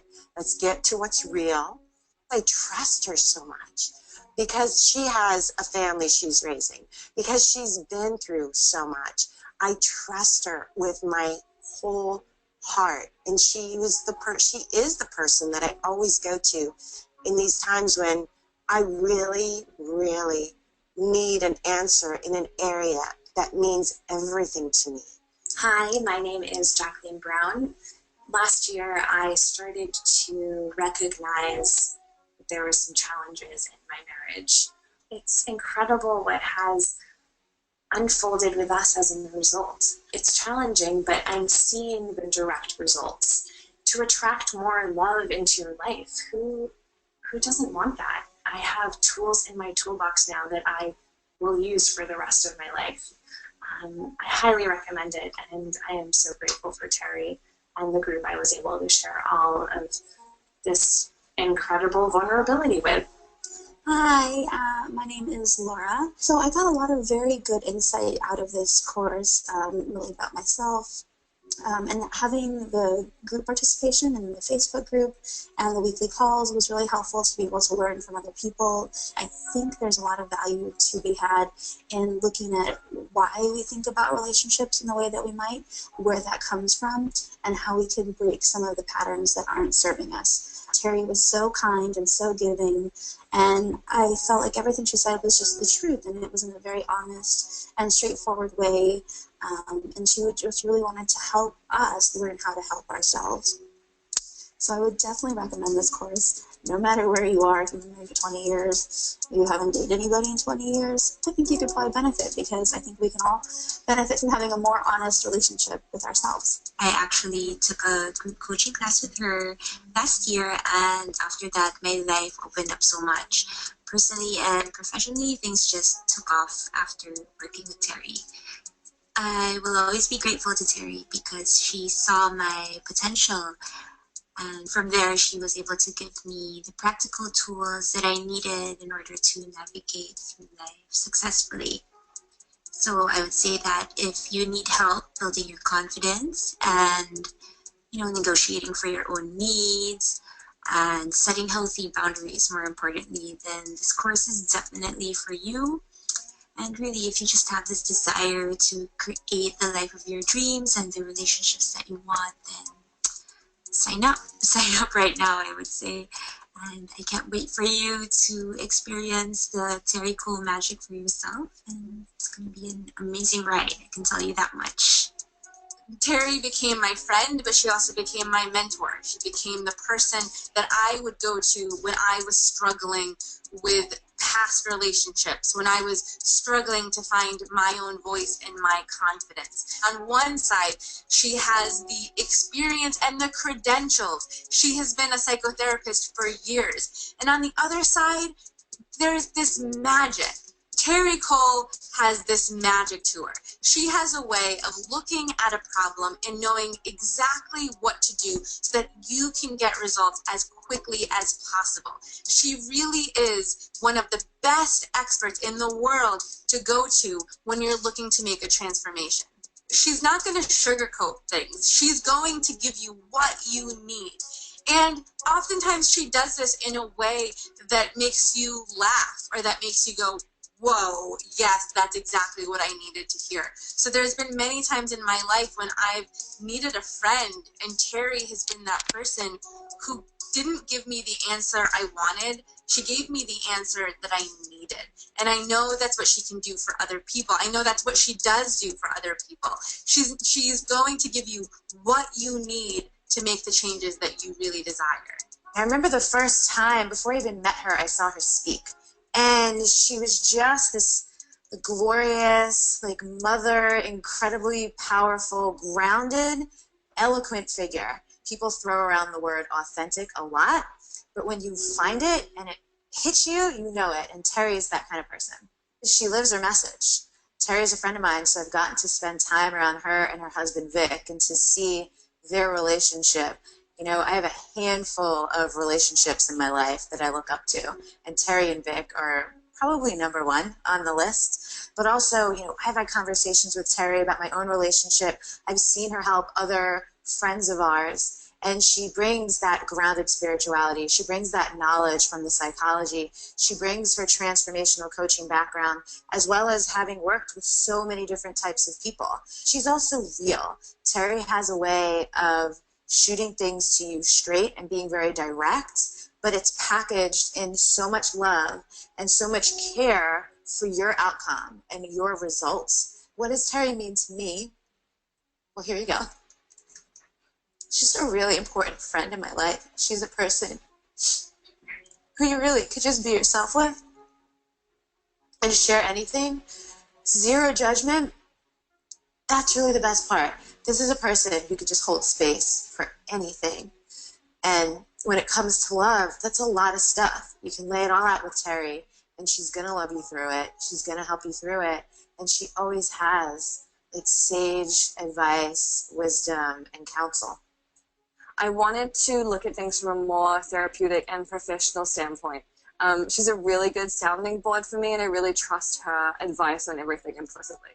Terry is able to help me notice my own behavior when it's like before it's happening, actually, so I can have some distance and then choose a different response, which is really amazing. I think Terry is the right person to lead women on this path because her approach is very no bullshit, and the stuff that she teaches really works, and I know that from my own experience. Everything that she's suggested to me that I've tried, I see instant results with, and you can't get that everywhere, and I think that's worth paying attention to and investing in. I really encourage you to join Terry's program because when there's something in your life that's not working and you don't know where to begin to fix it, she will help you go into the sub-basement of your mind, find the thing that stinks, and help you excavate it so that you can enjoy your life. She is amazing. I cannot recommend her highly enough. I think what draws people to Terry is that she's so real. You know, she has all this depth and this knowledge from her psychology background, but she's also like very in your face, tells it like it is, doesn't sugarcoat it, but she does it in a loving way. And then she also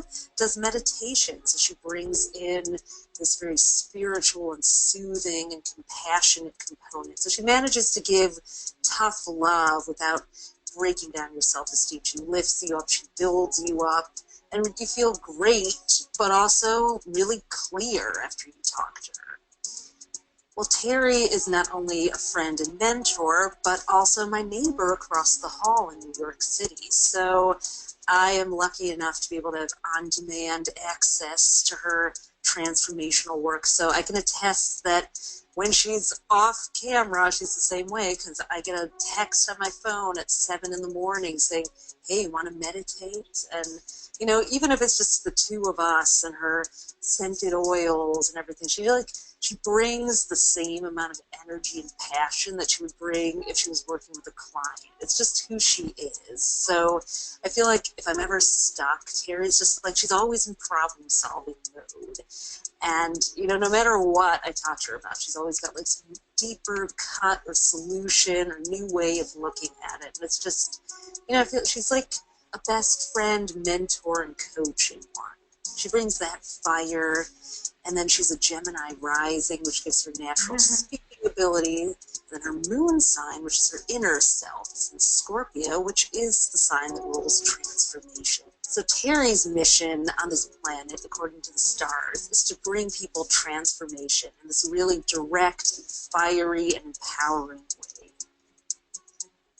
As an expert myself and somebody who has done many years of coaching training, I think the reason that so many influencers and celebrities and very well-trained people gravitate to Terry is because she just gives you so much value in such a short amount of time. She doesn't waste time. She doesn't BS you. She cuts right to the point, and she's not afraid to tell you what she really sees. She's not going to, you know, tiptoe around or try to, you know, soft pedal or, you know, tell you something that she thinks you want to hear. She's just going to go right in there with you.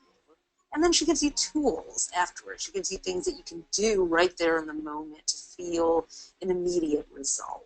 Hi, I'm Selena Sue, and I'm a business strategist and publicity coach for entrepreneurs, including experts, authors, and coaches. I'm really drawn to Terry's work because she is someone who is so good at building relationships, and she has many of the top people in the world who go to her for her expertise. So people like, you know, one of the world's most famous international pop stars, all types of celebrities, internet stars, experts, all go to Terry for her advice. And I think that, you know, it's because she's the very best at what she does. You could go to a life coach or a psychotherapist, or you could go to Terry and she brings everything to the table. It can help you get to where you want to be so much faster. And she creates this judgment-free zone. And with Terry, people can just let their hair down, be their true selves, and really share their deepest fears and challenges, and know that she will have no judgment and help them get out of that situation. And as someone who has worked with Terry both professionally and personally, I can really speak to the depth of her expertise and the power of the work that she offers. The good news is that you don't have to be an international pop star or make millions and millions of dollars to work with Terry. For years, Terry's been working with a select group of people, but now she is making her work available to a much bigger audience. Terry has distilled her very best advice. We're wrapping it. We're done. I can't with any more. I can't. That has to be enough of that. It must be so hard to, like, for me, I'm like enjoying it, and I'm like, let's keep watching. But No. if it was, I don't know that I could watch a 15-minute video about myself. So I get it, and I'm sure everyone listening on the line, we're actually coming up on the 2-hour mark. So those of you watching the recording, it's a good thing you have a couple weeks. Anyone on the line right now, you can rewatch. Again, if you are signing up, the link is untameyourself.com/real love. Email your confirmation email to hello@wildsoulmovement.com so we can get you the bonus Wild Soul Movement videos. If you have any other questions, find us in our Facebook groups. Thank you all so much. Terry Cole, thank you so much. I mean, I know it might be uncomfortable after 15 minutes of people just like praising you, but for real, soak it in, woman, because you're friggin' amazing, and we appreciate you so much. So everyone, we're going to wrap this up. Thank you so much for coming. Thank you guys so much. Thank you for your amazing questions, as always. We'll send out the replay at some point in the next day or two in case you want to rewatch, and we'll talk to you soon. Bye.